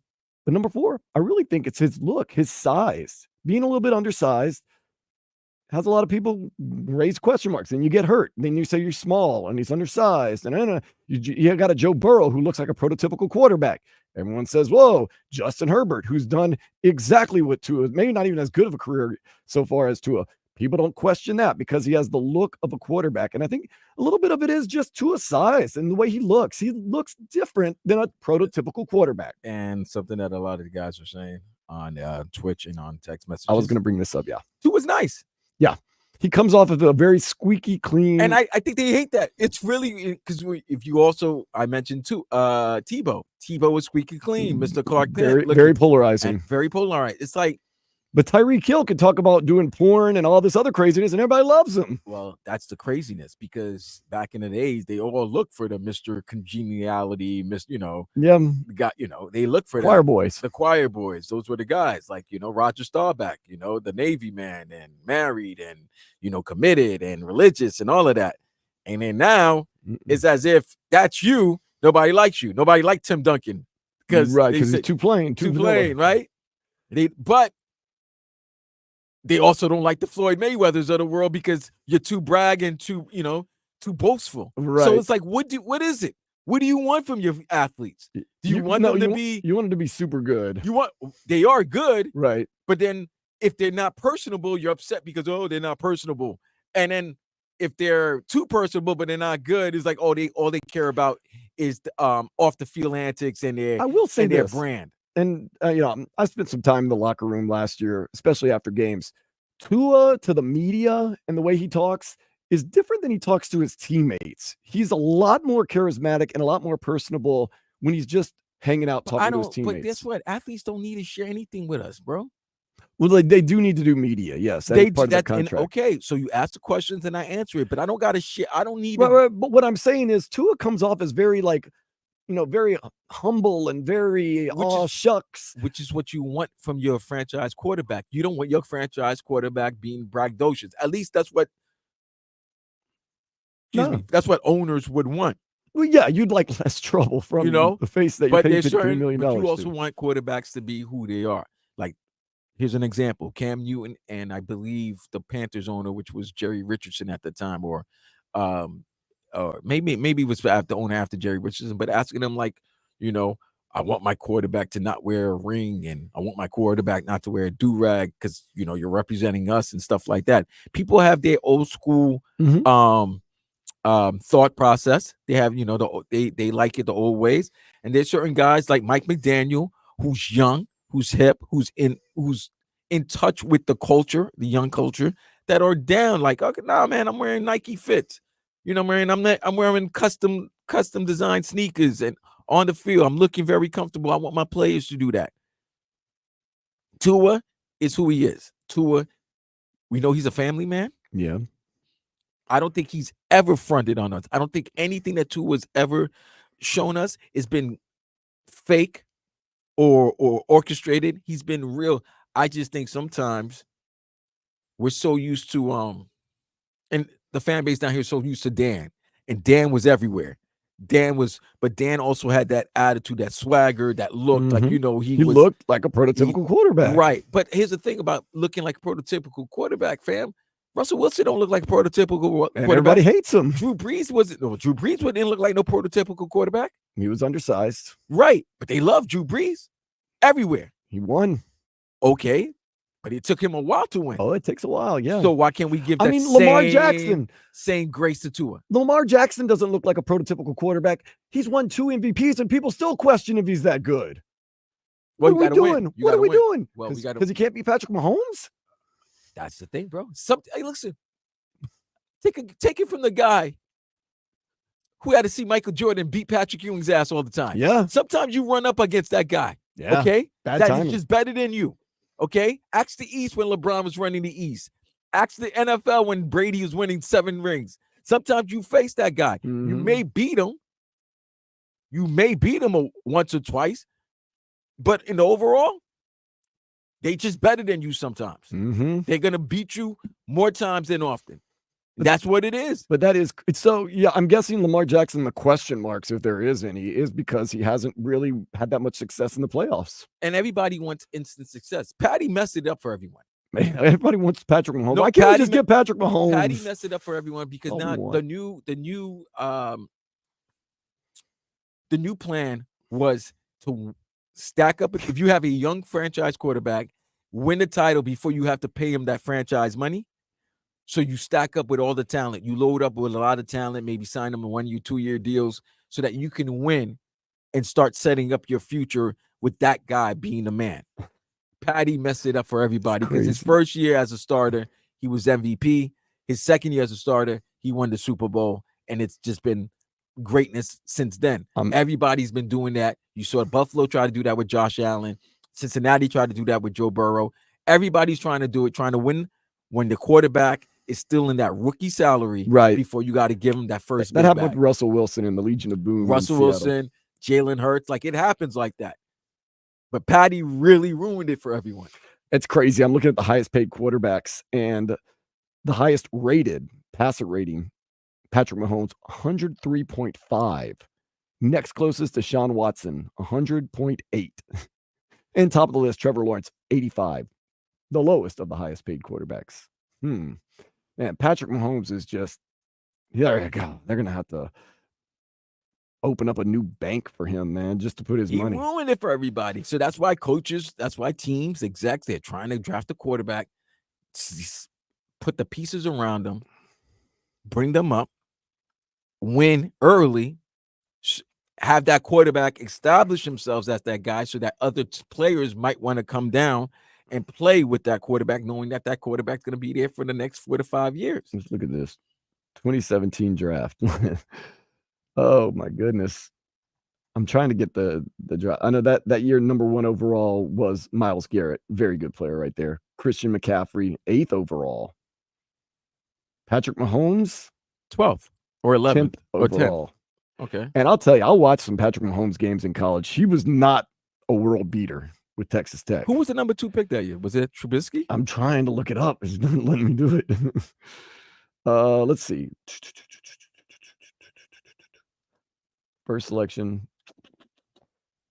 If it was Trubisky, that's a rough go of it right there. 2017 NFL draft. If I could just get it, Myles Garrett, Mitchell Trubisky. Yeah, Trubisky was number 2 because both Houston and Kansas City traded up to get Deshaun Watson and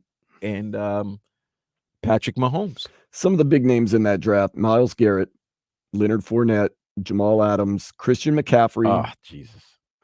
Marshawn Lattimore. Okay. Deshaun Watson was in that draft also. Yeah. Man.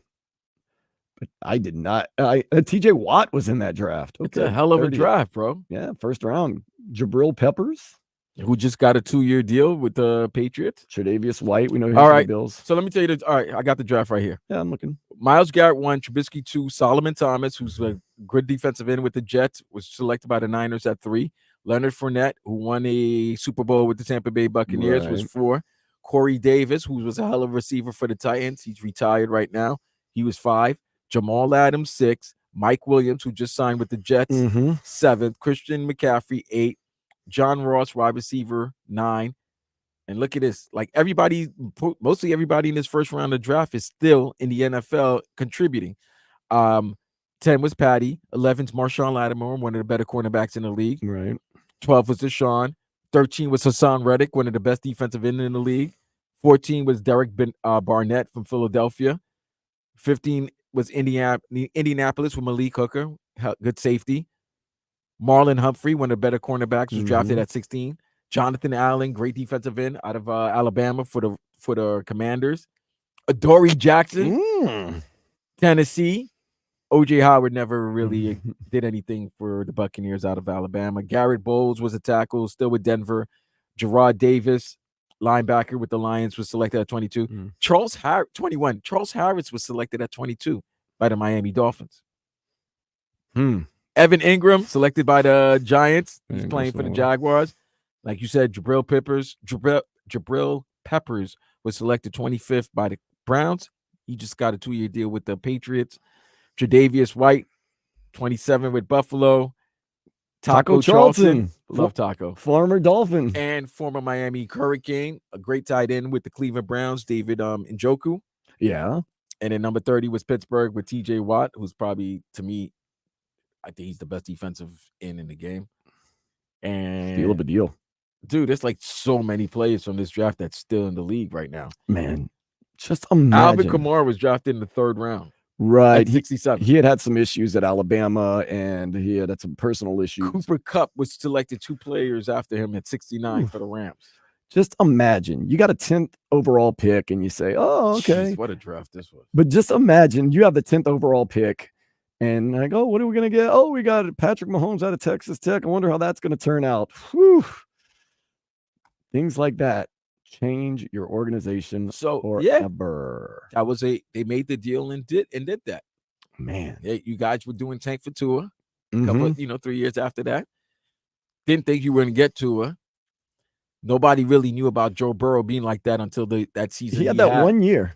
That was all he needed. That's all he needed. That's all quarterbacks need is 1 year. Oh, yeah. Nowadays, it's not like it used to be back in the day where, you had to have a long college, like a Vinny Testaverde. Fam, it's like as if you stay if you have one good year, if you stay another year, that's when they're gonna find more flaws in you. Yeah, actually, it's perfect what Joe Burrow did. He sat on the bench at Ohio State, transferred to LSU, played 1 year, and then his second year at LSU was the year they went 15-0 and beat everybody. That happened to Matt Leinart when he won the Heisman. He came back to try to win another one. More people looked at his flaws. Caleb Williams, that happened last season. After the great Heisman year he had in 22, 23, he didn't have the same weapons that he had. He still put up unbelievable numbers, but people were able to criticize and find flaws in his game more. They're going to look at your flaws if you're doing good. That's why I understand. Get that bag now before they do find flaws with you. Look what Jamar Chase did. He was part of that 15-0 LSU team that was gangbusters, and then he sat out the next year. Right. Why? Why play? And that was smart. Yeah. Ended up working out for him, because what if you go and play and don't show out or you get hurt? If you have that great year, stand by it. Let's get to the headlines real quick. Dolphins Tua Tagovailoa come to an agreement. He's going to sign a 4-year, $212.4 million deal, $167.1 million guarantee. With incentives like playoff wins, it could escalate to $221.4 million. Jordan Love, he's agreeing to a 4-year, $220 million deal for the Packers. Whew. Kings transfer quarterback Cam Ward said he weighed his options in the offseason. The NFL isn't going anywhere, so he decided on the U. And they had their media day the other day. Mario Cristobal likes the mix of the team and is ready for the season opener August 31st at Florida. Josh Christopher, he has signed a deal with Miami Heat following his impressive MVP championship game for Summer League. He got that 2-way deal. He was the 24th overall pick in 2021. He started just a few games for the Rockets, but the Miami Heat did have to waive Zion Pullen. Today at 7, the Marlins are back in action as they are playing up in Milwaukee against the Brewers.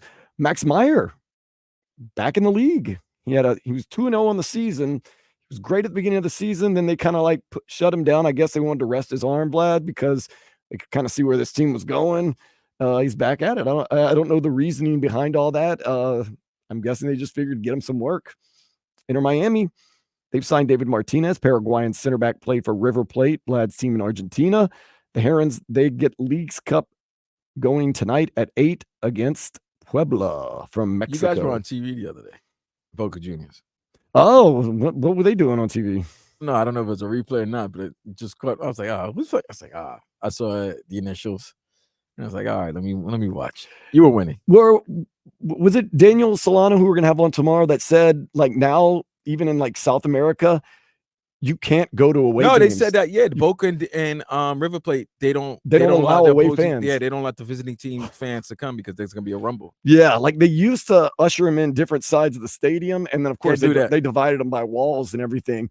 But now it's just gotten too bad that they no away fans. Period. Zip, zump, zump, zump, zump. And it does make sense. I was thinking about this. Like I said, we're gonna have Daniel Solano on. He's our soccer expert tomorrow. Going to react to the Puebla game tonight for Inter Miami and all the other things that are going on. But I thought about this. He said that for the Uruguay game against Colombia, there was such lax security that they didn't even check their tickets, which now makes sense. That's terrible. If you're a Colombia fan and you went to the game, the semifinal game, and noticed there's such lax security that they don't check tickets, then why not go to the final and try to get in? Because they haven't checked tickets most of the tournament. What makes you think they're going to start doing it now? Now it makes everything's kind of making sense now. Why it got so out of hand and crazy. Part of it was just fanatics, but very interesting when he told me that. Like, he said they didn't even scan their tickets. And they figured, okay, well, we've been to 2 games and they didn't scan tickets either time.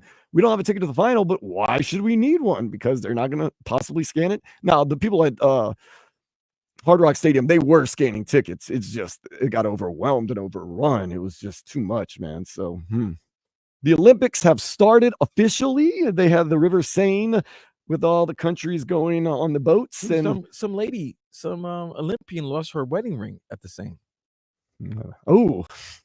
High jumper Gianmarco Tamberi issued a profuse apology to his wife on Saturday after his wedding ring slipped off his finger while he was serving as Italy's flag bearer on a boat in the Seine River during the opening ceremony of the Paris Olympics. Too much water, too many kilos in the last few months. What? He's losing weight. Oh, cutting weight. From how? But by drinking water and stuff. Yeah, I don't know. You could lose weight with another kilo. No, they test for all that. Remember Sha'Carri Richardson got suspended for the Olympics because she smoked weed. That's that booger sugar. I don't know. Oh, you can test for that.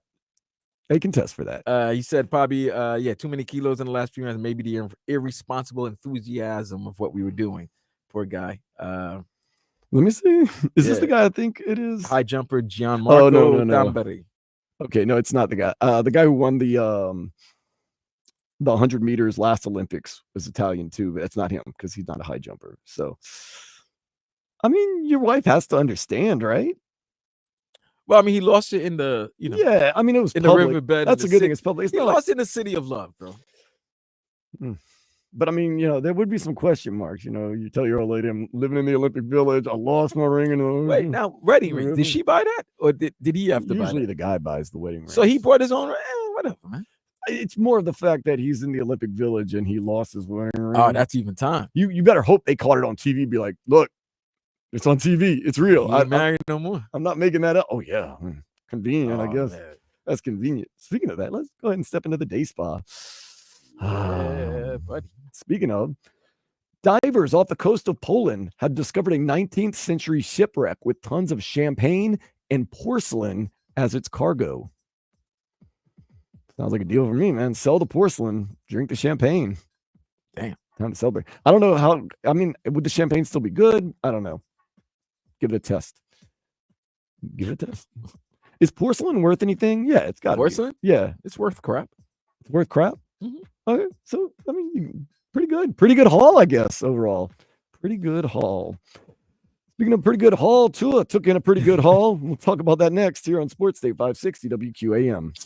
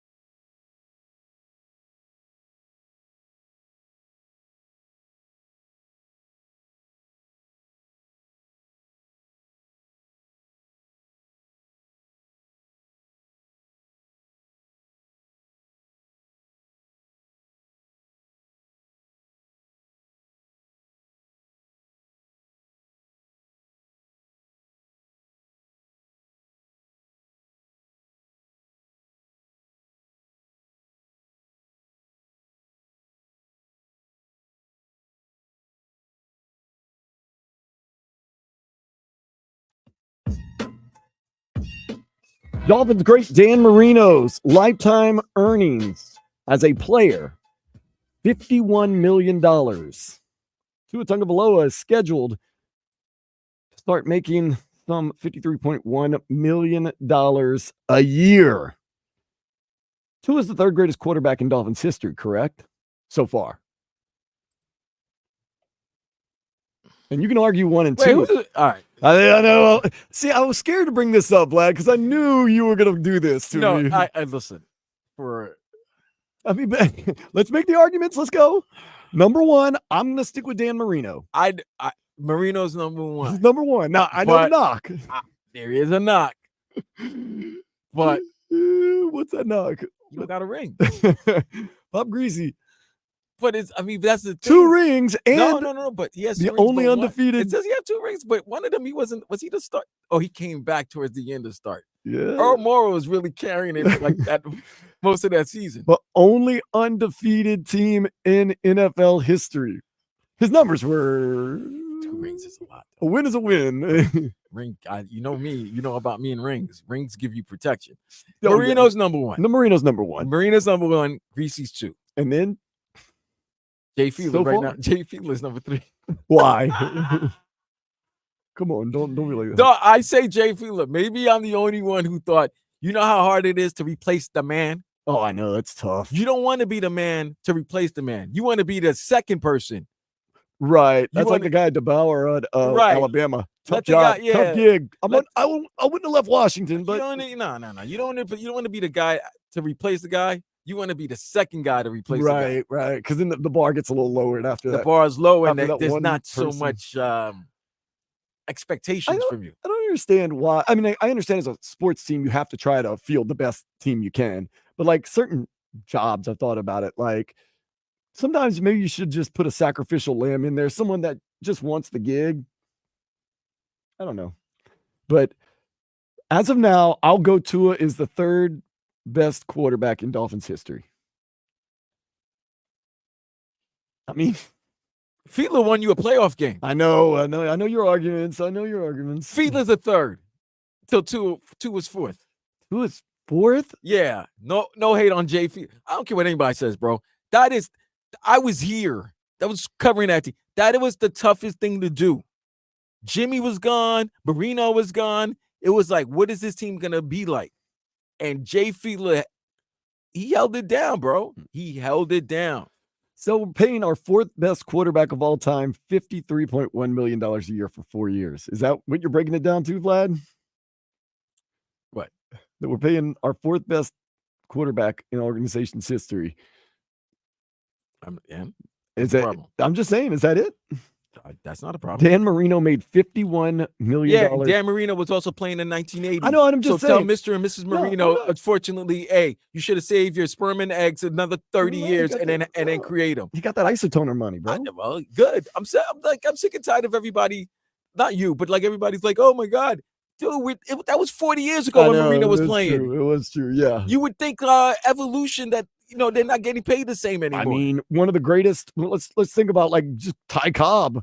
I doubt he made that much money, but he was one of the greatest baseball players of all time. Can't do that. I'm not gonna be upset at what cats are making now. No, you shouldn't. Oh my God. Oh, Marino, Tua was making more in 1 year than Marino made in his career. Yeah, it's a different world. Different time. Look, if I was getting paid back when I was 18, what I'm getting paid now, I don't know if that's a good explanation. That's not a very. I don't know, RVA Richard. I don't think Dan and I are Jay Fiedlers of QAM. No, feels like it sometimes. It may feel like it. No, we've been working hard, man. We're in playoff mode, bro. We're the glue guys. We keep it going. We kept it going. Jay Fiedler. I mean, we're not knocking Jay Fiedler. We say he's number 3. I have a lot of respect for him. I have a lot of respect for him. I'm going to number 3. I like him. I mean, got to win some. Got to win a playoff game. Got to do more than that, man. Like Jay Fiedler was winning, bro. If you look at Jay Fiedler's record with the Dolphins, he was winning. Got to do more than win a playoff game. Maybe this year win a playoff game, but we need some extended success with Tua. You got a coach, you got a system, you got money now. Like there is no excuses. Now this year you win a playoff game, I can stand for that. But if that's it, and we go back into this abysmal 24 years of not winning playoff games, then that's And look, we've got a lot of 30-year-olds or older on this team. That means they're in it to win it now, not looking towards the future. There is not, oh, we'll get them next year. This is it, man. This is it for the Dolphins. All in on Tua, all in on Jalen Waddle, eventually going to be all in on Tyreek Hill. I don't know how they're going to make the money work, but they're going to make it work. And the salary cap's going to keep going up. Vlad, I mean, there's 50 different ways to watch football games this year. I don't even know what channel they're going to be on or what streaming service or what's going to be happening. It's going to be interesting. You're going to find it. Oh, trust me, you'll find That's it. what I'm thinking. Like, we have a billion channels now, and we always find, what we're watching. Jay Fiedler has a 2-3 playoff record. That's impressive. That's better than some of these guys on the list of top highest paid quarterbacks right now. Let's see. Trevor Lawrence, 1-1. Jordan Love, 1-1. Lamar Jackson, 2-4. Jalen Hurts, 2-3. Kirk Cousins, 1-3. Deshaun Watson, 1-2. Okay, you're starting to make me believe a little bit in Jay Fiedler. I mean, it's too late now. I mean, you're done, but I'm just saying, bring him back. People 954. Fiedler was horrible. Had a top 5 defense every year. So did Marino. Towards the end, the defense was really the key, not the offense. Dan Marino, he had some teams though with not the greatest defense in the world either. And you know what? And that's the fear I have for this year's team. I think this year's team is going to look a lot like those 90s Dolphins team where the offense is going to keep you in the game, but the defense might give up the same amount of points the offense just scored. I kind of agree with you. I think the first maybe like 6 or 7 games going to be a lot of shootouts and a lot of craziness, but I think the defense will start to settle in with Anthony Weaver as long as there's no big time injuries. And we don't even know when Jalen Phillips or Bradley Chubb will be back. That's definitely going to help when they get back. But barring like crazy injuries, I do still think that there's going to be kind of like last year. There's going to be a feeling itself out process, a growing process. We told you last year not to judge right away, let this defense kind of grow under Vic Fangio, and it did. So I expect some shootouts. So Tua is going to be earning that extra money because he's not paid this year. It's the following year that the money goes into effect. Yes. But he's going to be throwing the line. Look, every year, Mike McDaniel, we're committed to the running game. We're going to do this, and they do the same thing. So they're going to be who they are. We know what they're going to be. I think the first 6-7 games are going to be a shootout. We're going to hold on for dear life. We're going to get to the middle of the season, hopefully get healthy, and then things will kind of even out and calm down. But at the beginning, get ready. It's like that game last year against the Chargers. Like, who's got the ball last? Who can make the last big play of the game? And then take it from there. Hold tight. It could be exciting. You got Chop Robinson. He's a rookie, never played a snap yet. Of course, by the time the season starts, he'll have preseason games and stuff like that. But still, a rookie, and most guys will tell you, it takes 2-3 years to kind of figure out what you're doing in the professional leagues. Right. Are you excited? And there's going to be a lot expected on them because you still don't think Bradley or Jalen's going to start the season. I don't think they will. I don't see why we should even try to rush them to do that, because to me that would be that's playing with fire. But you get the Jaguars, the Bills, the Dolphins. Of course, the Dolphins every week. Seattle. You have to go up to Seattle on that week 3, man. Seattle for an afternoon game. The Titans, get them again on a Monday night. The Patriots, the Colts. Who knows what Anthony Richardson and those guys are going to have? The Cardinals. You never know. Skylar Murray. Bills, man. So the Jaguars, they got Trevor Lawrence. The Bills, we know they got Josh Allen. The Seahawks, they're a good team. Man, Titans, get revenge for that. Patriots aren't going to be that good, though. No, we know that. We know that. That's one good thing. But yeah, there could be some wild shootouts and some big-time games. That's what I have a fear that's what's going to happen in the beginning. Tough end to the season, by the way. Remember Packers on that November 28th, that night game. Jets. Hey, Numbnuts 954. When Shula was the coach, Marina had bottom 5 defense. But when Jimmy was the coach, what happened? Yeah, Jimmy turned it around. Yeah. So quiet down. Okay. Just listen. But listen to the end of this. Listen to the end of the season. I think the Raiders are going to be good. Me and Heat Cult are the only people standing on that hill. You must love Gardner Minshew. These are the last 6 games of the year. At Green Bay, at night. The Jets come here. Texans in Houston. San Francisco 49ers come here, go to the Browns, and then go to the Jets. Whew. Tua, you want to earn that money? You win those games. You win some of those games because that is a tall task, Vlad. That is a tall final 6 games of the year. Packers, Jets, Texans, 49ers, Browns, Jets. Oh yeah, they put you guys primetime TV and make sure you're in cold places. Whoo! If the narrative is Tua can't win big games at the end of the season, he's going to get a chance to change that narrative basically the final 6 games of the season. Last 6 games of the season against Packers, a playoff team. Jets, we don't know what's going to happen with Aaron Rodgers. Texans are a playoff team. 49ers Super Bowl team. Browns are a playoff team. And once again, the Jets. Man. That's a murderer's row. Start stacking up the wins early and get some of those wins late in the season. Change the narrative. But goodness gracious, that is big time. The schedule makers did no favors to the Miami Dolphins because 49ers are going to be good. The Texans should be pretty good, although I'm still waiting to see on them. I don't buy into them as much as some other people do. Got to go to Cleveland. Got to go to the Jets. Packers at night. Ugh. Should be a fun ride. Let's take a break from all this Tua talk. Come back, do a little something or nothing here on 560 WQAM.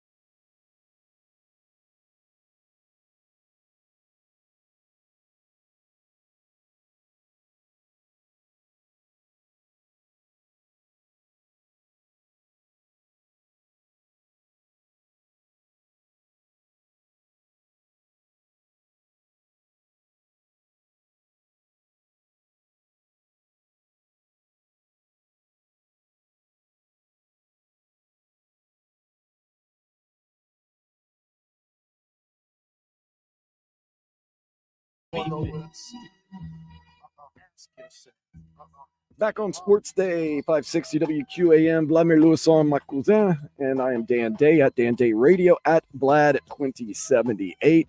Taking a quick break from the Tua talk. We're going to get back to it for the last hour of the show. But right now, I want to do a little something or nothing, kind of lighten things up and just kind of see what's going on in the world and enjoying it all. So let's get it started, Vlad. You're going to decide whether it is something or nothing. U.S. gymnast Brody Malone fell off the high bar twice, and once off the pommel horse. He is eliminated from the overall medal contention as an individual. Something or nothing. That's something terrible. Bad performance, by the way. Big mistake.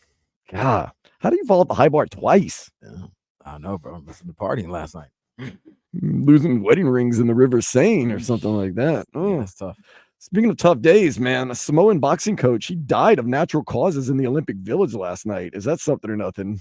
That's something. What natural cause did he die of? He's natural causes, and the guy he trains is the favorite to win the gold medal in boxing man, too. He's mentally messed up. Man, that's condolences to his families and friends. Yeah, no, man, that's rough, bro. You don't want to see that. At least it was natural. I mean, to say at least it was natural causes. You know, at least it wasn't some type like a freak craziness.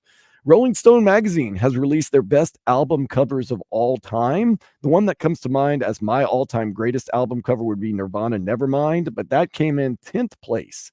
Biggie's Ready to Die, Vlad. You'll be happy to hear this. What's this? What ranking is this? 5th place. What ranking? Rolling Stone best album covers.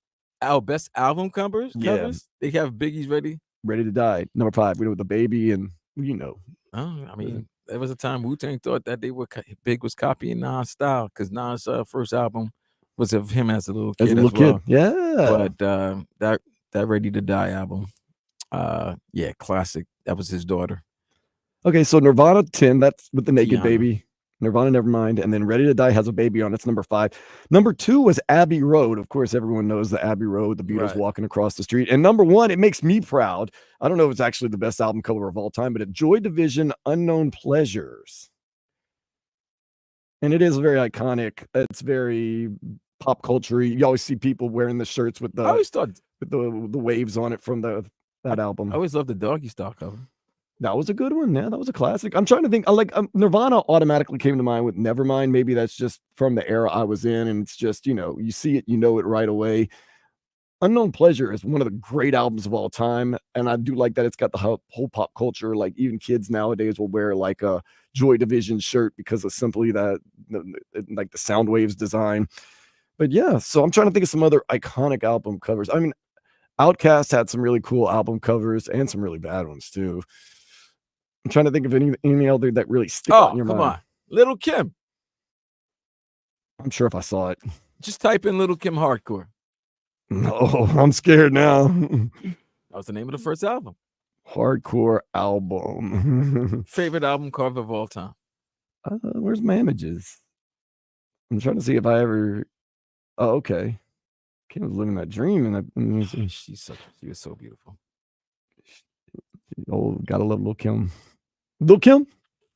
Love that. That's a great album. Speaking of, though, man, you want to talk about doggy style? Snoop Dogg, a torchbearer at the Olympics. Loved it. Nothing. Loved it. I wish he had a blunt with him so he could use the torch to light up his blunt. That's what everybody was talking about. Would he do that? And he didn't. I would have. Might not be legal. In France? I don't know. It should be. Okay, well, I'm sure he's done worse. But that is one thing about Snoop Dogg. Well, he doesn't, I mean, like to say he doesn't publicly, like he doesn't go on TV or anything like that and smoke. Although, no, I did watch that Snoop Lion video. Oh, no. So they did a documentary. Have you seen it? No. When Snoop tried to get into the reggae music? I mean, he got into it. He didn't try. He got into it. It's actually pretty decent too. But they never on video showed him smoking. Now they showed like Bunny Wailer out of his mind high. And Snoop, I'll tell you, man, some of those reggae dudes that he was smoking with, they were gone. And Snoop was like business as usual, man. He was just hanging. Like, I don't know about that. Them rosters, they know how to smoke forever, bro. Dude, go watch the documentary if you ever get a chance. Well, man. it depends on what they're smoking. Are they smoking spliffs or are they smoking Dutchies? Backwoods? I think they were just out of a pipe. Fonto leaves? Oh, just a pipe? Yeah. That's not gonna destroy it. They didn't really show it though. That was the thing. Yeah, that's not taking out yardies, man. That's not taking dreads. Dreads. I'll tell you, man. They're not going. Some of those guys were. They're not going down on some pipe hits, bro. They were gone. Go watch it. Has They anybody must have seen been it? smoking from 2 days before, man. Well, that's what I mean. They might have had a fruit- head start. Fruit copy came towards the end of it. That's what I'm There thinking. ain't no way, like, water pipes or anything like that is doing that to y'all. Yeah, I'm thinking that they probably got a little head start on Snoop by a couple years. Maybe. I'll tell you. Did I tell you that? I told you I went to that drum circle on the beach for the full moon. No. So I went to eat in my neighborhood, a place called Sushi Beachy, and it's right by the beach, obviously. And they have a drum circle every full moon, basically on 79th and Collins. If you go to the beach, a drum circle plays. And I was walking to the beach and the sidewalk was closed. And a guy and a girl were like, "Hey, are you going to the drum circle?" I said, "Yeah, man, going to the drum circle." He said, "Cool. How do I get around to it?" So I explained to him. And then he goes, "I brought my bong," and then just walked off. Just making it known, I guess. That was it. Then nothing after. I guess maybe he wanted me to react like, "Oh, let's hit it," or "Let's do something." I found it odd. Like, I showed him how to get around, to get to the drum circle, and then he just said, "I brought my bong." That's great. And then walked off. That happened to me yesterday. Picked up my boy from the airport. Shout out to my boy Darnell and his wife who's down here. And I had my book bag on me. Mm-hmm. Didn't realize that, You had glassware? No, not glassware. I had, Stuff. right. But I left I had the zipper open. So some guy and his wife were leaving the establishment on 20th in Washington. And the guy goes, "Damn, I should have just brought my bong." I'm like, what's this guy talking about? Dude, airports. And then all of a sudden I'm like, "Oh, damn, I do smell something." I was like, "Oh, it's me." Oh, that's pretty bad. I was like, "Oh no, it's me." Airports don't care, really. It's not even the airport, bro. I know, It's just but I'm just saying, if you ever were to accidentally, or in my case, not accidentally, just purposely, like, it's a little nerve-wracking because you're waiting in line and, bags are coming through, and sure enough. No, one time they did. I think when I went to Puerto Rico, they're like, "Hey, come see." And I was like, "Oh, man. It's like not how I want to start my trip." They're like, you have to throw away this shaving cream. It's too much." I'm like, "Oh, yeah. Just get rid of the shaving cream." I purposely leave lotion to throw away. You leave lotion to throw away. Mm-hmm. Why? To distract, or just because you want to get rid of lotion? Yeah, okay. Maybe it's the former, but yeah. It's the former. There's easier ways to throw away lotion, Vlad. No, dude, because if they stop you for the liquid thing, that's it. Boom, you go through. You're done so. Yeah. No. I don't know. There's a new Ohio law. A law has been passed in Ohio that allows you to advertise boneless wings, even if they do have bones in them. Something or nothing. Wait, what? Why is that a law? So you can advertise that you have boneless wings, but they don't have to be boneless. Legally, they can have bones in them. But how did they even come about? That's new. Oh. Imagine. Be careful when you bite into your wings, I guess. Australian marathoners crossed 700 kilometers of Malaysia in just 8 days and 46 minutes. Is that something or nothing? How many days? 8 days, 46 minutes. From where? Australia to Malaysia? No, just all the way through Malaysia. Just from. I guess it's something.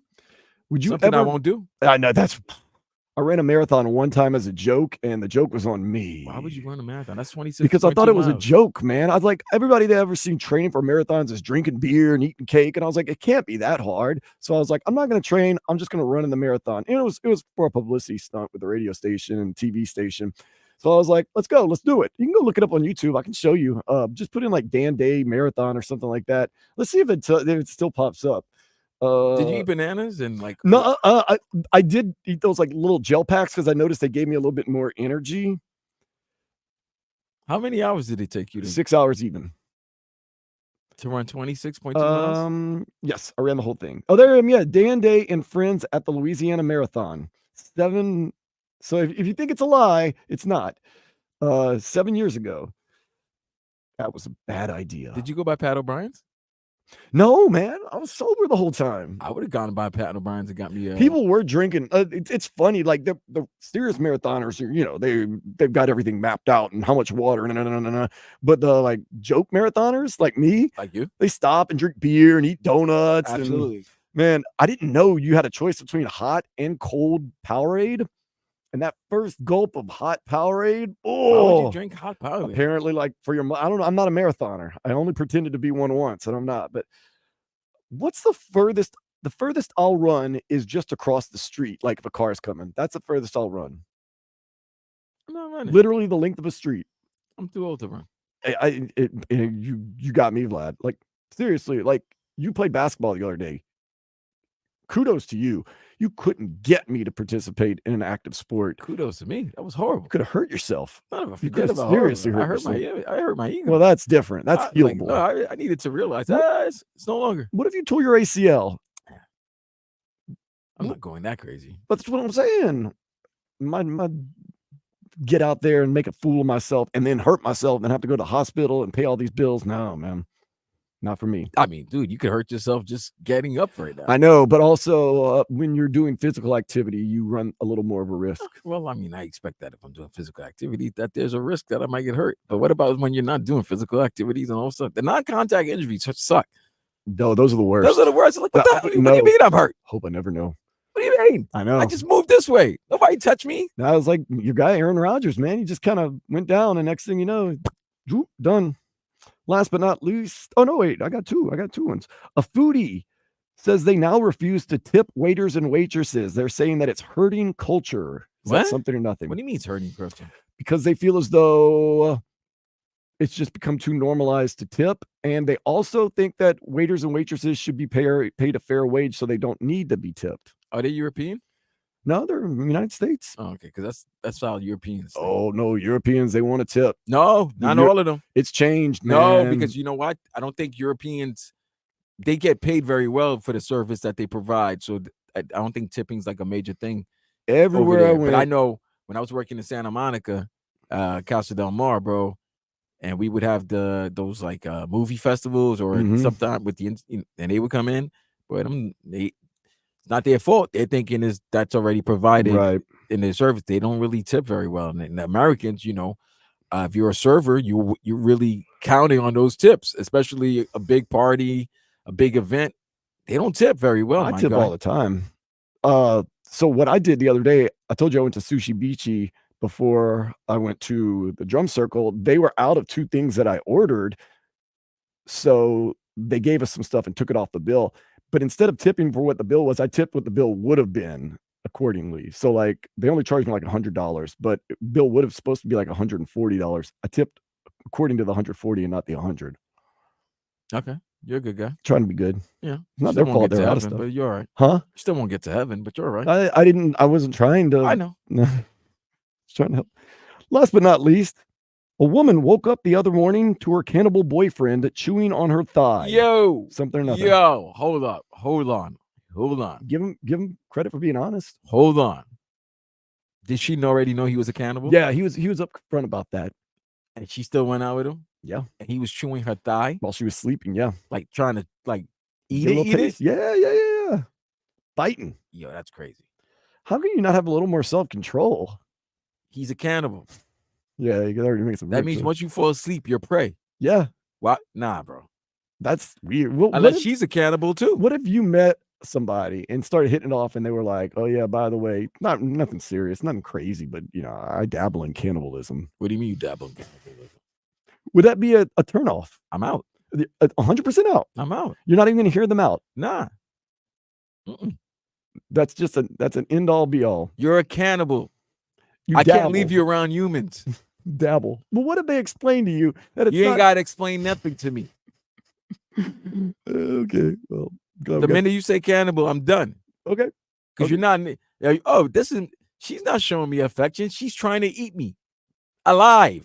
Yeah, and not in a good way. Not in a good way. That's nasty work.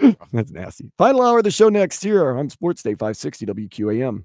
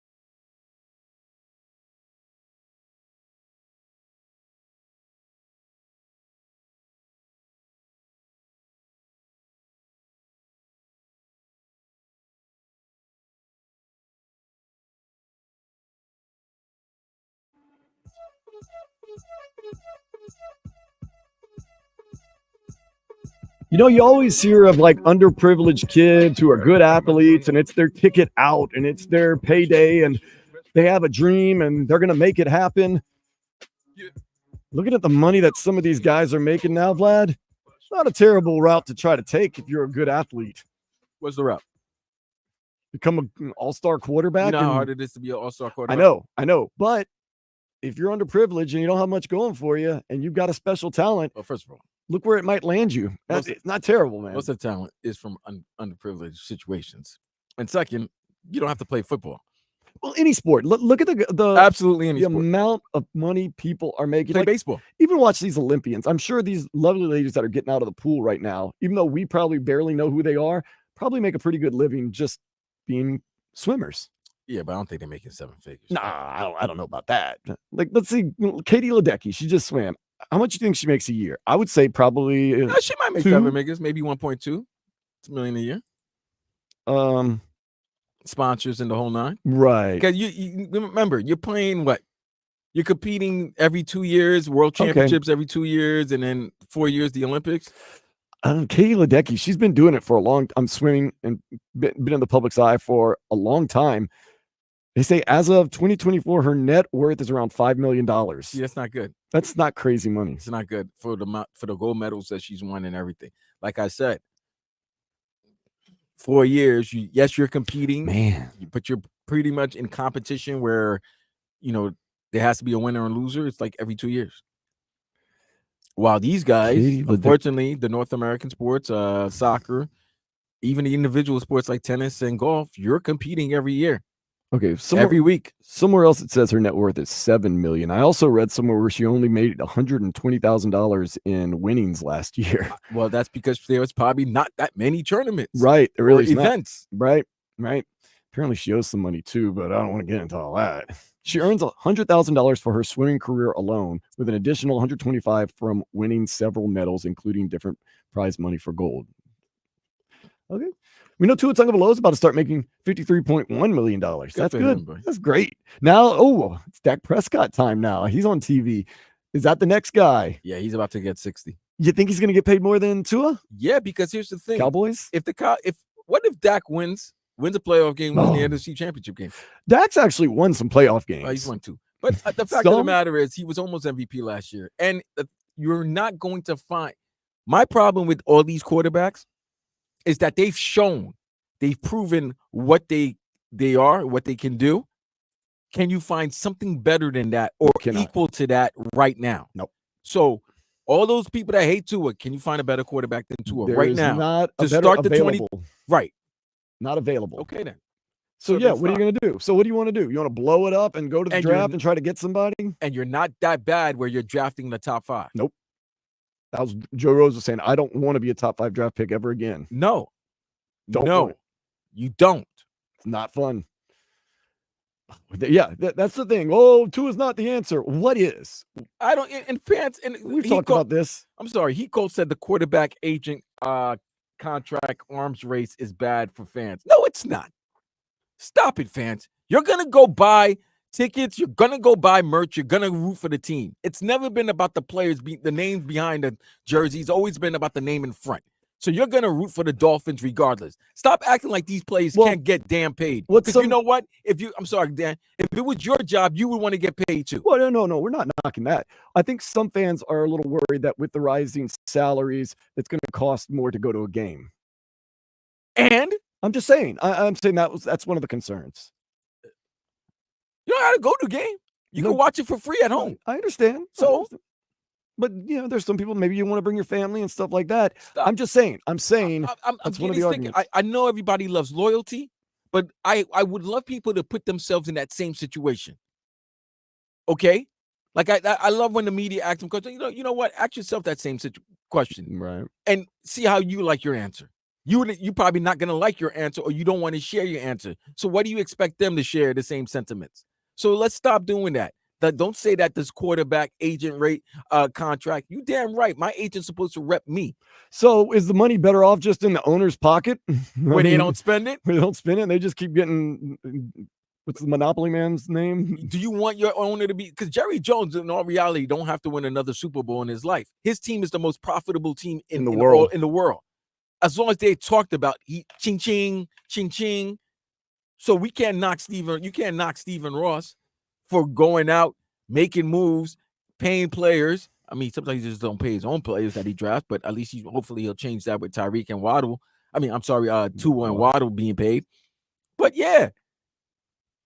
Don't say that, these contracts are, no, it's everybody. When if you produce and outperform your contract, I think you deserve to get paid for it. You have every right to ask to get paid.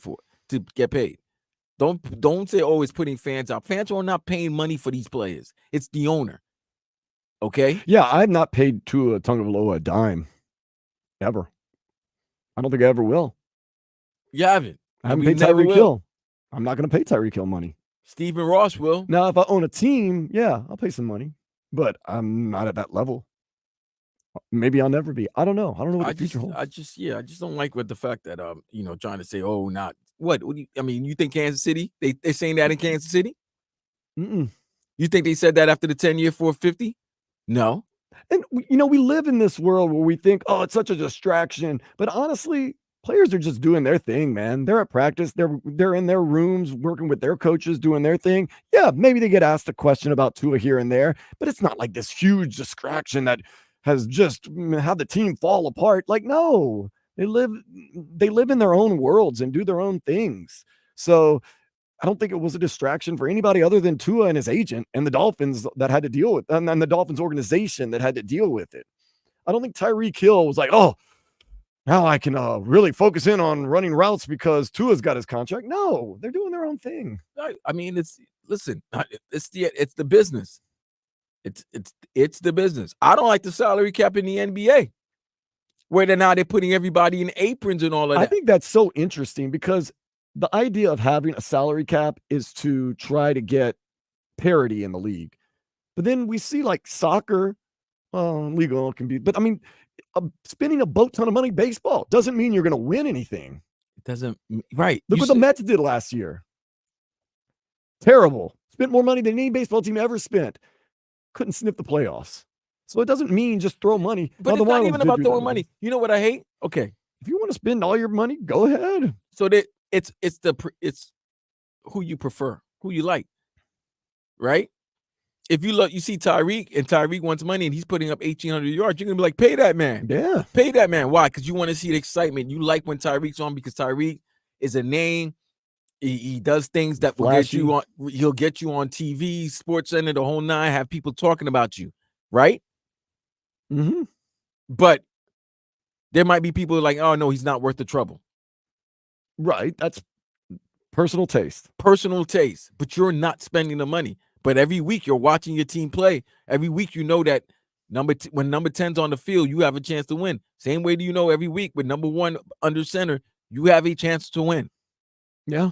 So if those guys are that important to a team, that means they should get paid very importantly as well. Paid accordingly. So it's not my fault that the NFL decide. That's on the NFL. That's on all the big businesses. Because they want. Here's the thing I hate. They want parity, but they don't want parity at the same time. Mm-hmm. They want dynasties. They want the big market teams to be competitive so that they can go to those big markets and get those big ratings. Absolutely. That is it. So they don't want that. They can tell you that because then it paints those small market teams and everybody saying that, no, the league is practicing on a fair fair and balanced approach. They're doing everybody has a chance to win. No, they don't. Stop. Stop. Not everybody has a chance to win. And also organizations have to hire the right people. Because you know what? The organizations that you see year in and year out, you know why they're in and year out? It's not because of the cap. Yeah. They just got people who are smart at what they're doing and know how to pick talent, develop talent. And those are the reasons why those teams win. It just seems my whole life the San Francisco 49ers have been good. I know there's my whole life the Philadelphia Eagles have been competitive or good. There's been, less last years. 10 years, Kansas City Chiefs been good. They make good decisions. Last 10, 15 years, any team Jim Harbaugh goes to get very good immediately. Yeah. Good decisions. Good Good ownership, decision Good makers. ownership. Good. That's why do you think the Heat are successful? I mean, you can argue, but The why Heat, they overall Andy so successful? Ellisberg, Pat It's Riley. Pat Riley, because you got good people You that hire have good good people and do people good who things. and see things ahead Mhm. and can go back to the past and implement some of the stuff that they've learned in the past that's helped them into the future right now. Exactly. But that's everybody's got to gain same salary cap. You got to get smart people. Look, take my team. I love the Knicks, but the Knicks were the laughing stock with their business decisions and everything. Over the last 2-3 they ran years, Phil Jackson out of basketball. right? Even we tried Bill, and he didn't even want the job. We overpaid him. We were like, "Oh, we'll give you $12 million for it." He was like, "Well, damn, if you're gonna give me $12 million, I might as well. I'll fly every 2 days from Montana. to to general manage, if you want to call that." But Leon Rose, Worldwide West, great good businessmen. They network very well. They're personable. They've developed relationship with these players. Now, when people say stars want to go to New York, it's actually legit. It's not because, it's a big market, everybody wants. No, it's actually legit because they got the right personnel. Same thing down here in Miami. Say what we want about Chris Greer, but they respect Chris Greer in the league. They love Mikey Fitz. That's everybody's favorite coach right now. Mm-hmm. So, and they love Tua. Tua might be, as much as the media might hate him, but players seem to love him. Right? The media might hate him, but the players seem to love him. His teammates love him. Yeah, I mean, they what do you call it? Gone to bat for him all the time. So pay him, and they're not saying because of the numbers. They rarely did they ever bring up, he led the league in passing like we do. They said he's our leader. We need him to succeed. So the cap is the cap for everyone, right? That's where everybody's got to play. But you have to have the right personnel, the right decision makers to be able to be effective under those rules. It's not like everybody's playing by different rules. We're all playing by the same rules. It's just the ones that know how to the ones that know how to implement their standards, their procedures. Those are able to implement that and make it work are the effective ones. They're the effective teams. Yep. Starts at the bottom all the way to the top. All that. And back. Yeah. Just think about it. With the 10th pick in the NFL draft, Patrick Mahomes from Texas Tech. And they already had a quarterback. They had a all-pro quarterback.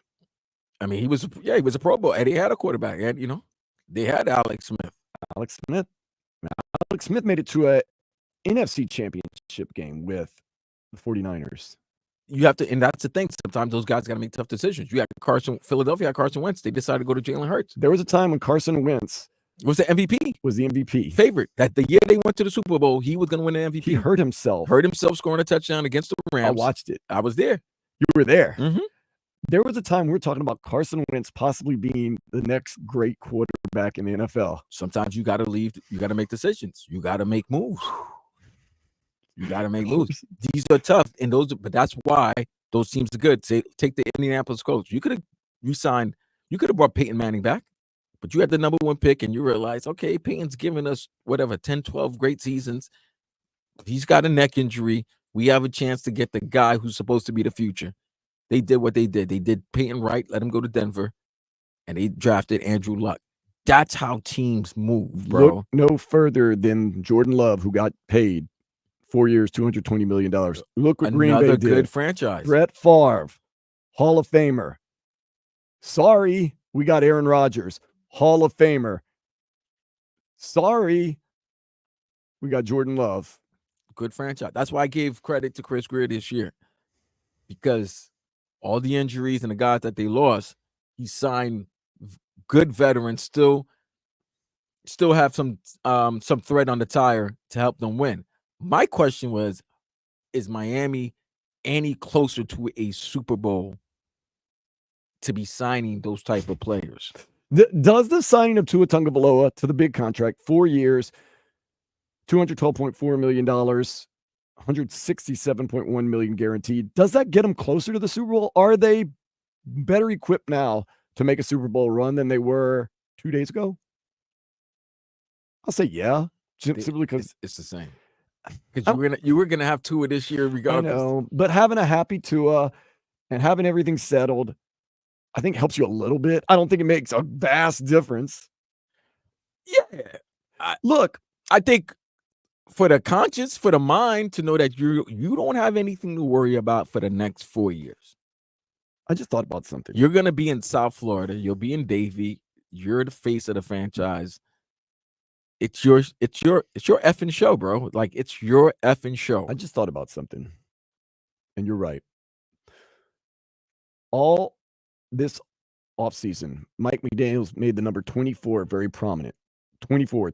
Show up Been at 24 years. It's been 24 years since they won a playoff game. So he's making it obvious that their goal this year is to win a playoff game. I don't think they want to win a. Okay. Because they want to win play. City How about this? Goal is this year.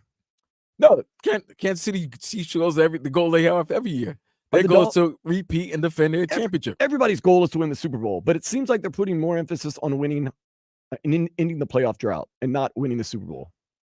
Here's the thing, though. Ending the playoff, you can't think about Super Bowl if you don't end your playoff drought. That's what I think. I'm just saying, like, that's what I'm saying. Winning a playoff game is good, but I don't think they're gonna be like, all right, woo, we won. Because I mean, little sneak preview. I have my Jets winning the division, but the Dolphins finishing second and making the playoffs as a wild card. But I don't think the Dolphins are like, all right, we made the wild card. Oh, we won the wild card game. Yay! Season complete. Woohoo! We won a first playoff. No. We knocked that out. That was one of our goals. Here's the next goal. Win a second playoff game and have this to continue until we either reach the goal we want or we've been eliminated. I think we're a little closer to winning a Super Bowl with Tua signing. A little closer. Happy life. You think so? I do. I really do. I think it's settled. He knows where he's at. The fan base knows where they're at. The team knows what's going on. The organization knows. Having settled things, I think does do a little bit of good for the team. So we'll have to wait and see. We'll go out there and make that money, earn that money. Miami, Mario Cristobal, we're waiting to see if he can make that money and earn that money. ACC Media Days earlier this week, he says he likes the mix of transfer portal, returning vets, freshmen. He also said Ruben Bain Jr. going to be one of the best players ever to play for Miami. So he's impressive that first year, man. He was very impressive that first year. Marlins are back in action against the Brewers today at 7. Inter Miami tonight at 8. They are going to be playing against Liga MX. I want to say MX, but it's MX. Mexico's league team is Puebla. So we'll have Daniel Solano on tomorrow, kind of give us a recap of what happened at the game, because he goes to all the games. He lives the life. He knows all about it. It's always good times. The Olympics, I saw Katie Ledecky took bronze in her race. Oh, she lost? Yeah, they got some Australian girl that can fly, man. First of all, her name is Titmus. Forget Drake and Kendrick Lamar. I didn't know the biggest beef this summer was the U.S. versus Australian swimming team. Yeah. They don't like each other. The U.S. men's swimming team has long had rivals, not just Australia. Remember when France with Michael Phelps, how they really got into it and stuff like that? And they were Phelps saw something that this lady said. I think it was the last Olympics. There was a mistake on the screen where usually they show you the who has the most medals. Mm-hmm. But I think she was on a U.S. net television network programming, USA News programming, and instead of showing the total amount, they showed who's won the most gold. So the Americans won the most gold, but Australia won, I guess, had the most medals. So she went in on the Americans trying to like change the narrative by saying that they won the most gold. So she went in, and they showed Michael Phelps the video of her going in, and he said they better show that to the swimmers, and that should get them pumped. I didn't know that. Like, you know what I'm saying? Maybe I probably did, but it's in the back of my mind. It's every 4 years. It's not like a real, but the way they were hyping it up yesterday, I'm like, oh yeah, I'm all into this. Oh yeah, they're long rivals, but they talk. There's a lot of talk on the swimming pool, and I love Australia. At least the Australian women, because they love the brothers. Okay, Foster's isn't that good of a beer though, but no, it's not. It's not great. It's not great. I'll stick with Crazy Stallion. Well, maybe not. Maybe take Foster. Yeah. Did you see last night? The South Korean boat came by, and oops. The announcer at the River Seine announced him as the People's Republic of North Korea. Oh, no. They got it right on TV. So not on the Chiron guy or girl, but the announcer. Damn. Needless to say, those two countries. Yeah, they don't mess with you. That's a beef. The That's a big beef. DMZ. That's a big beef. But yeah, I'm into it. I'm excited for this. I'm excited. The Olympics are always so I'm great, excited. man. Yeah, but that's a good narrative. I like that. Oh, I like when countries got beef. Oh yeah, absolutely. Good beef, competition, competitive a beef. little talking, Not a war little chit beef. chat, and a little chatter never hurt anybody. So that's good. But hey, when the women are in it, it's like, geez, she was talking hella They feisty. get in. Yeah. But women are tough in sports, man. They don't get to the top of the top by doing nothing, by not being competitive. Let's get to the top of the day spa. Vlad, have you watched this Netflix? No. Okay. It's called Skywalker's A Love Story. Skywalker is about Star Wars?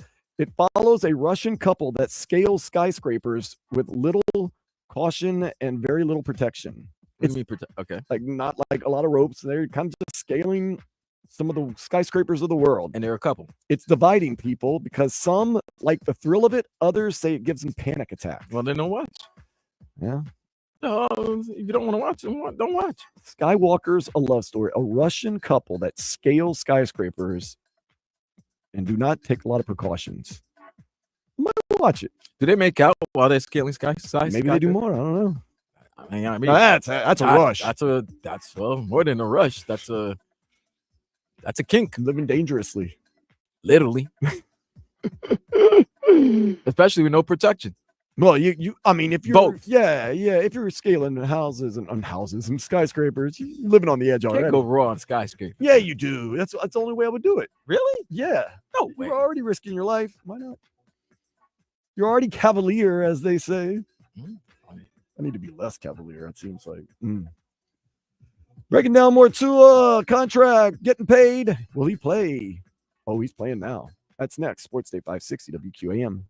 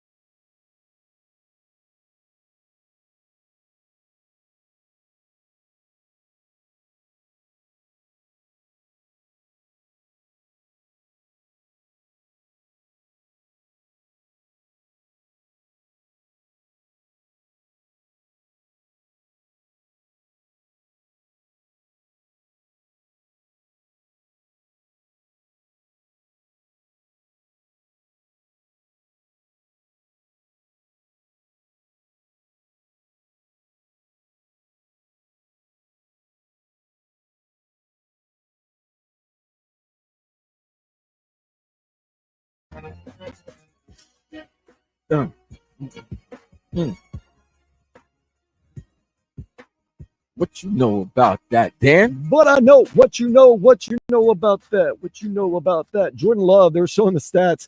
He's backloaded that thing, man. Last year. His first, I want to say 12 games. Yeah. He was like a 51% like a completion percentage. Like a 35 QBR rating. And then the last 6-7 games of the season, he improved, put up crazy stats. And now he's a $55 million man. What happens if those last games of the year were just kind of like a fluke? Now you paid that man all that money. But you had to. Because you've got no other options. Because Green Bay was really lucky. Green Bay was not that good of a team until the very end of the season. And I know that's when it counts, and Dolphins fans will get mad and also Aaron only had four snaps this past season. Yeah. So they were lucky with Jordan Love getting them to the playoffs. It made the decision to move on from Aaron the right decision for now. But like I said early in the show, I am very happy for Jordan Love, just as I'm happy for Tua. But I'm happy for Jordan Love. Gets paid. Here's why I'm happy for Tua. Especially when I get paid. Good. I'm happy for Tua because of everything that he had to go through, the trials and tribulations. There's still more questions, but a lot of the questions he answered. So him getting paid is like, all right, cool. The organization finally shown me love. Right? Right. Mr. Love, Jordan in Green Bay, I'm happy he got the bag because you only had literally 1 year of film on him. These are the smartest guys in the world at what they do. They come up with schemes, plans, they expose your weakness, take away your strengths.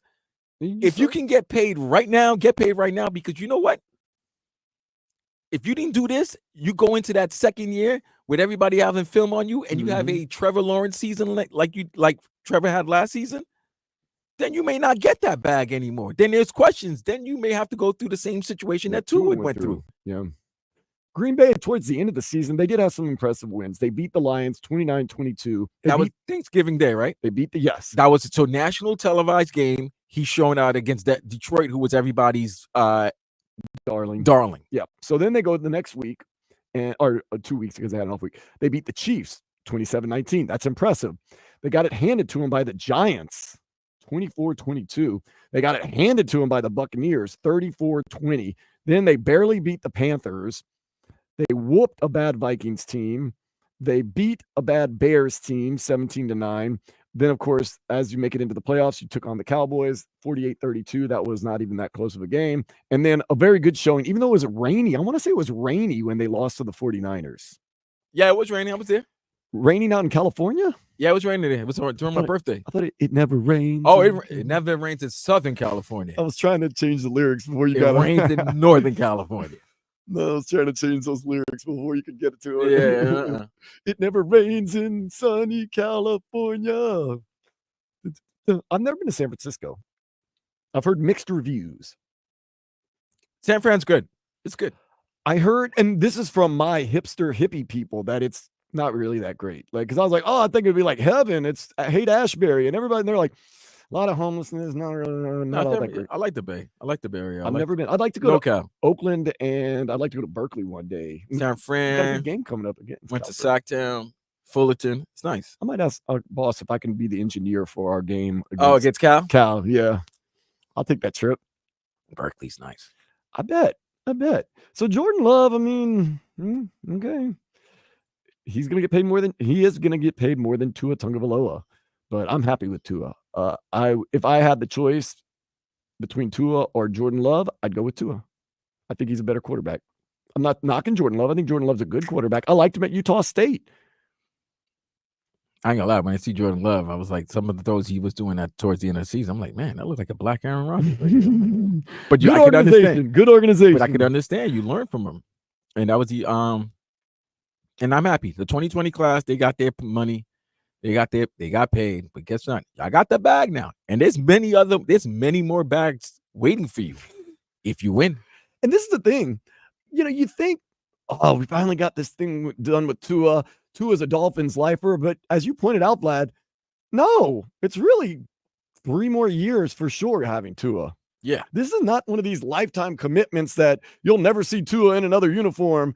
Like, this is one of those things, like, it's just it's a promise ring. We're going to be together for a little while longer. The biggest lie in sports is saying that you can't move contracts. Yeah, oh yeah, they always find That's a way. the biggest lie in sports. And I realized that when Russell Westbrook was moved. Russell Westbrook. When he was a Laker and they were trying to get some teams to take yeah, you'll eat it maybe for a year or two. You'll see what you can. But after a certain while, you can let that player go, suffer the financial hit for that season, but have the relief the following year where you can make another move. Yeah, you're handcuffed for a while. You're handcuffed for a while. I don't think you're handcuffed with Tua. No. You're not handcuffed with Tua. This is not a lifetime commitment that we've made to Tua and Tua to the Dolphins and vice versa. It's a 4-year deal. Well, it may not be a lifetime commitment you made to Tua, but that's a lifetime commitment of guaranteed money. Oh, yeah. No, the money is, that's nice. It's 167. That's very good. Very good. 9 figures, my guy. No, I know. I definitely like that money. But like I said, you don't feel like, okay, for the next 15 years, number one's going to be our quarterback. I don't get that there's sense no of more relief. deals like that But anymore. you know what I mean? I don't get that sense of relief from this contract at all. I get it that he'll be here for if he shows out, if he shows and proves and is successful, leads you to playoff wins, division titles. That would be awesome. Maybe gets you to a Super Bowl. Now, this is the Jet fan in me talking now. How awesome would that be? For you, good. But not for everybody else who's not a Dolphin fan. The Dolphins would come out smelling like roses. Like, look, we always wanted him. We paid him. Now the next quarterback, like Dak, gets paid a ton of money. Like, we got Tua at a discount. Here's the thing. Next season, Tua is probably going to be 6th or 7th in salary. If they would have just paid him a couple of months earlier, they'd have saved But so I don't much think, money. but here's the thing, Dan. I still think it's the same amount. I really think the fight was over that following the 5th year. That's just me. I don't have no information, no source. I'm not one of the guys that are like, well, my sources, because I don't got no source. My source is just my common sense. And I think if you look at the contracts that were signed by Joe Burrow, who was the first pick of that draft, then the 6th pick of that draft, Justin Herbert, who was selected after Tua, he got a 5-year $250. And Jalen Hurts, who was selected in the 2nd round, not even the 1st round, the 2nd round, the next day, got a 5-year $225, $250 deal. Like, those guys got paid and they got 5 years. Tua only got 4. That means a lot. I just wonder, when Kirk Cousins got signed, a lot of people said, Kirk Cousins and Tua kind of on the same plane. Kirk Cousins got $45 million a year. Do you think there was a point where the Dolphins could have possibly go in and say, we like you more than Kirk Cousins, we'll pay you $47 million Yeah, but Tua's probably 10 years younger than Kirk Cousins. Right. That's what I'm saying. We'll give you a little more money. You think Tua's camp would have gone on that? But then the landscape changed so drastically quickly after that. And you can't look at Kirk Cousins' situation because Kirk was coming off an injury. So any Well, deal, that's what I'm saying. So any deal that was giving him $40 million a year, I think Kirk was going to jump on that. So the fact that he signed with the Falcons and I think he got $100 million guaranteed, I'm jumping on that. Especially this might be possibly my last big contract at a player my age. What about when Jalen Hurts got that $51 million a year? You think you could have signed Tua for $51 million too and said, hey, look, we want to pay you like Jalen Hurts? You think he would have accepted that? Who, Tua? Yeah. Yeah, because he got a 5th year. Could have saved that 5th year, bro. That was what the fight was about. I think the fight's over that extra year because that extra year, if he's 4 years, 212, right? Mm-hmm. That means that 5th year he's gonna be 5 years around 260. Yeah, big deal. That $50 million is a lot. Yeah, I know it. So you want it as a player to get it at it like you've ever had. I need to call right, but you would want that extra year. Yeah, you want that security, right? And if you're the team, if you're not, I'm gonna give it to you. But if I can get out of this contract as early as I can, I'm gonna look for a way. What does our contract look like, Vlad? We're work for peanuts. It's on the back of a Cracker Jack box. No, it's not like we work for peanuts. We get paid peanuts. You were eating peanuts the other day at the ballpark. I was. Yeah, listen, Marlins got some good peanuts, man. Pause. That's an all-time good taste. That's an all-time great. They do it. There's one thing about they got great. No, listen, I love the food out there at Lone Depot Park. Great. It smells great. The scenery, the servers. Kaseya Center known for their popcorn. Kaseya Center's known for their popcorn. Lone Depot known for their peanuts. Yeah. And the Marlins have been hot lately. Amarin Bank Arena is known for their snacks. Okay. They got some good cookies. We just decided to go to the game. They lost. They won 6 of 9, by the way, the Marlins. RVA Richie, we're not the Pat White of WQAM. Our bodies are not laid at the 28-yard line at Hard Rock Stadium. Stop. We're still living. Multiple efforts not to bring up Pat White today. Many a time. Every time I look on the field, I always look at the 28-yard line and the sideline. I avoided his name so much, and I made it almost all the way. Why Ike Taylor did that to that boy, man? Yeah, Ike Taylor was just wrong. You got to do it sometimes. Oh, God, he was just trying to get out of bounds. Bong! And that was it. You just saw a chalk outline. Poor Pat White. Get your weight up. Yeah, get his weight up. Get your weight head up. up. Ike isn't even that big. That's the thing. Ike Taylor's not that big, but he laid. Oh, sometimes man. you get him. Oh, man. He lined them up and we're going to bow and close out the show next here on 560 WQAM. Text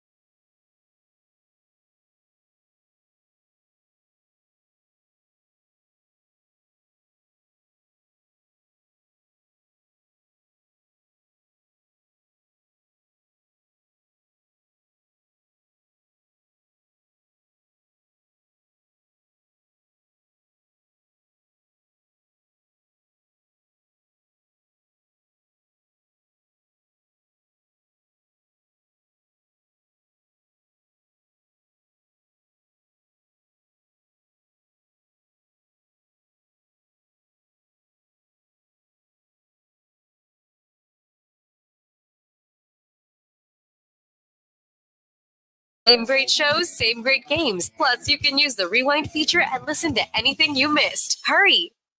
Yesterday's price is not today's price. Yeah, Tua Tagovailoa getting paid 4 years, $212.4 million. If he wins some playoff games, that could escalate to $221.4 million, guaranteed $167.1. Now we got to take care of Tyreek Hill. Open up that wallet.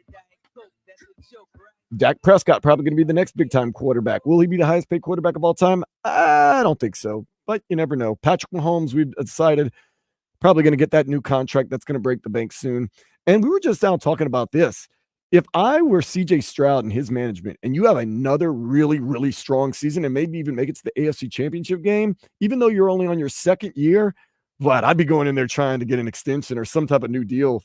Nah, we were just talking about I would do it. Dude, if I could lead my team to AFC Championship in my second year or a Super Bowl, yeah. I wouldn't even wait around because nothing's guaranteed the third year. Go ahead and try to see if they can. I don't want them getting any more film on me. Right. That's what I'm saying. That's why I'm still holding off on, putting the crown on CJ Stroud's head or putting the crown even on Jordan Love's head because I just haven't had that much time. This league is a copycat league. They're going to figure things out. They got guys and girls that basically sit around all day, every day, dissecting every single thing that every single play does to try to find some type of advantage. Damn, that's in any sport, even in the Olympics. I was just talking to, I was texting with one of our texters how, they got spies looking at the Jamaican track and field team to make sure to see if there's anything new, what they can steal, they can use against them. We all laughed at Belichick when Belichick did it, but it wasn't something that was common practice in the NFL. He just got caught. Yeah. All these Everybody's looking for an edge. That's what I'm saying. All these guys and girls cheat. They just don't all get caught. But then when we catch somebody, it's like, oh, worst people in the world. Like, yeah. Hey, man, like Jesse the Body Ventura said, whenever you can lose, you must. Always cheat. Don't get caught. Yep. We were talking about now, speaking of cheating, I don't want to claim, but some of these Olympic athletes look like they have been taking strong supplements. They are extremely muscular. But they get tested. So Dan, I'm sorry, man. Listen, we've been doing this for a long time. We've covered athletes, male, female, all of them, right? Mm-hmm. And I'm not gonna lie, we've been in locker rooms, and there's only a handful of athletes that's made me question my, I would say my manhood, but it's just like we're men, right? So we're always sizing up our competition to see, like, all right, a little bit, all right, this guy, maybe I could, we get into a confrontation. Maybe I could take him. How you gonna get this person down? How you gonna win, right? Mm-hmm. And then there's just certain ones, hey man, if we get into it, it's not gonna happen. Like I'm gonna get my ass kicked. Mm-mm. All right, cool. But there's certain athletes that make you like, come on, man. You're not supposed to be that swole. Like you're not supposed. Your forearm shouldn't look like my whole body. I know. All right. And this happened today watching Myles Garrett.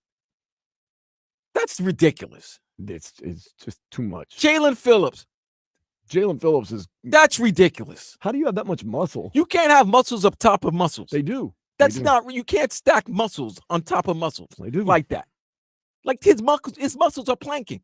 Man. This is my thing. And I mean, granted, I don't eat the healthiest or drink the healthiest, but I do work out 5 days a week for an hour and 15 minutes every day. And look at me. I got nothing.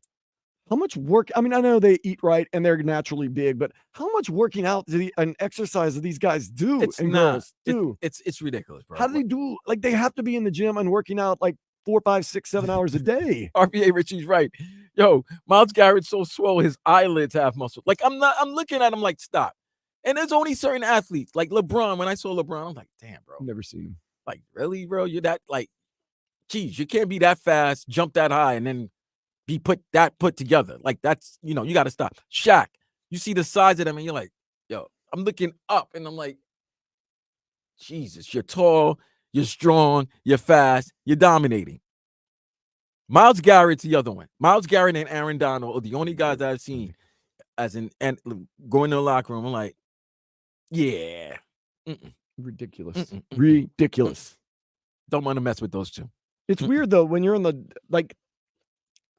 it's interesting because when you're in the locker room, like after a Dolphins game, everyone is a football player, so they're all big, so they're not as impressively large. But like when you get them in a regular life situation, goodness gracious, it's like whoa.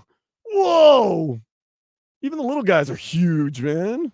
Met Marshawn Lynch. You don't want to mess with Marshawn Lynch looks like a big, strong guy from the hood. Yeah, he's like, well, I was going to say a certain word. There's a word we use for it. It's rooster strong. He looks like he's just a rooster He's just strong. country strong, like just naturally strong. Right. So that's another thing. If you're naturally just country strong, I'm not messing with you either. Well, that's what Javon Holland was telling us. He said he hit Leonard Fournette, who we talked about earlier in the show. He goes, it was like hitting a metal wall. Like I just bounced off of him when I hit him. Some of those guys are just mountains of men. And then now we're looking at the Olympics. I'm like, dude, this swimmer was just jacked. I'm like, bro, this guy had like 16 ab muscles. I was like, what's wrong with you? That Australian swim team, good for nothing. They coming. USA's coming for you too. All right, start that rivalry. Let's go. They were talking hella trash. I love it. Speaking of Tua Tagovailoa being flush with cash, I'm flush with cash. I need to go find something to do today. You think if Tua and The Rock went out to dinner, who's picking up the check? I would hope The Rock would. You would still have to be The Rock, right? Yeah, he's an elder. Oh, because he's an elder? I would think maybe. I mean, Tua, I don't know. I think Rock has more money than yeah, Tua. I think so too. Okay.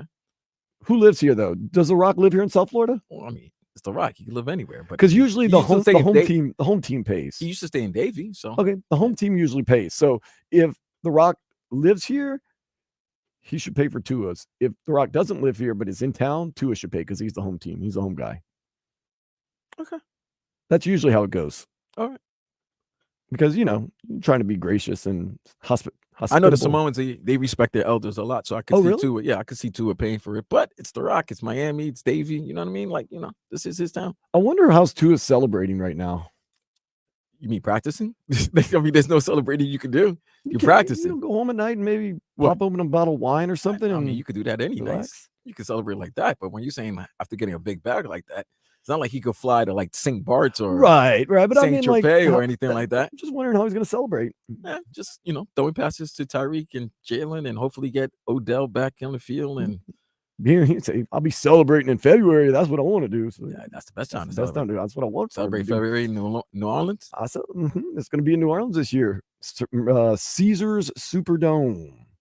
The casino down there is now a Caesar property. It used to be a Harrah's. I can't wait. When are they going to open a Hard Rock? Hard Rock? Like kiosk for gambling? Because I think in the Caesars you're able to gamble at the stadium. Okay. So I was wondering if Hard Rock would do that at the stadium. I don't know. Maybe it's a Hard Rock property and they have the casino rights. They do have the casino rights. Well, time will tell. That's what you need, Vlad. More capable more ways to gamble. Yeah. Why not? Flush with cash, man. Flush with cash. We'll be back tomorrow, noon to 4. We're going to have Daniel Solana come on, talk about the Inter Miami game tonight. Then when they play Puebla at Chase Stadium. And we're going to kind of wrap up a little bit what happens with Tua, some money. Maybe he'll make some. Tomorrow's the first open practice for the fans. First open practice for the fans. We have the Olympics going on. It should be a good one. Yes, the U.S. men's team will be playing at 11:15 a.m. Eastern. So it'll be on while we're on the air. And we're going to just kind of meander through on a Sunday fun day. Till that, I am Dan Day for my cousin Vladimir Louison. This has been Sports Day on 560 WQAM. Later, fools. Summer's underway. Inter Miami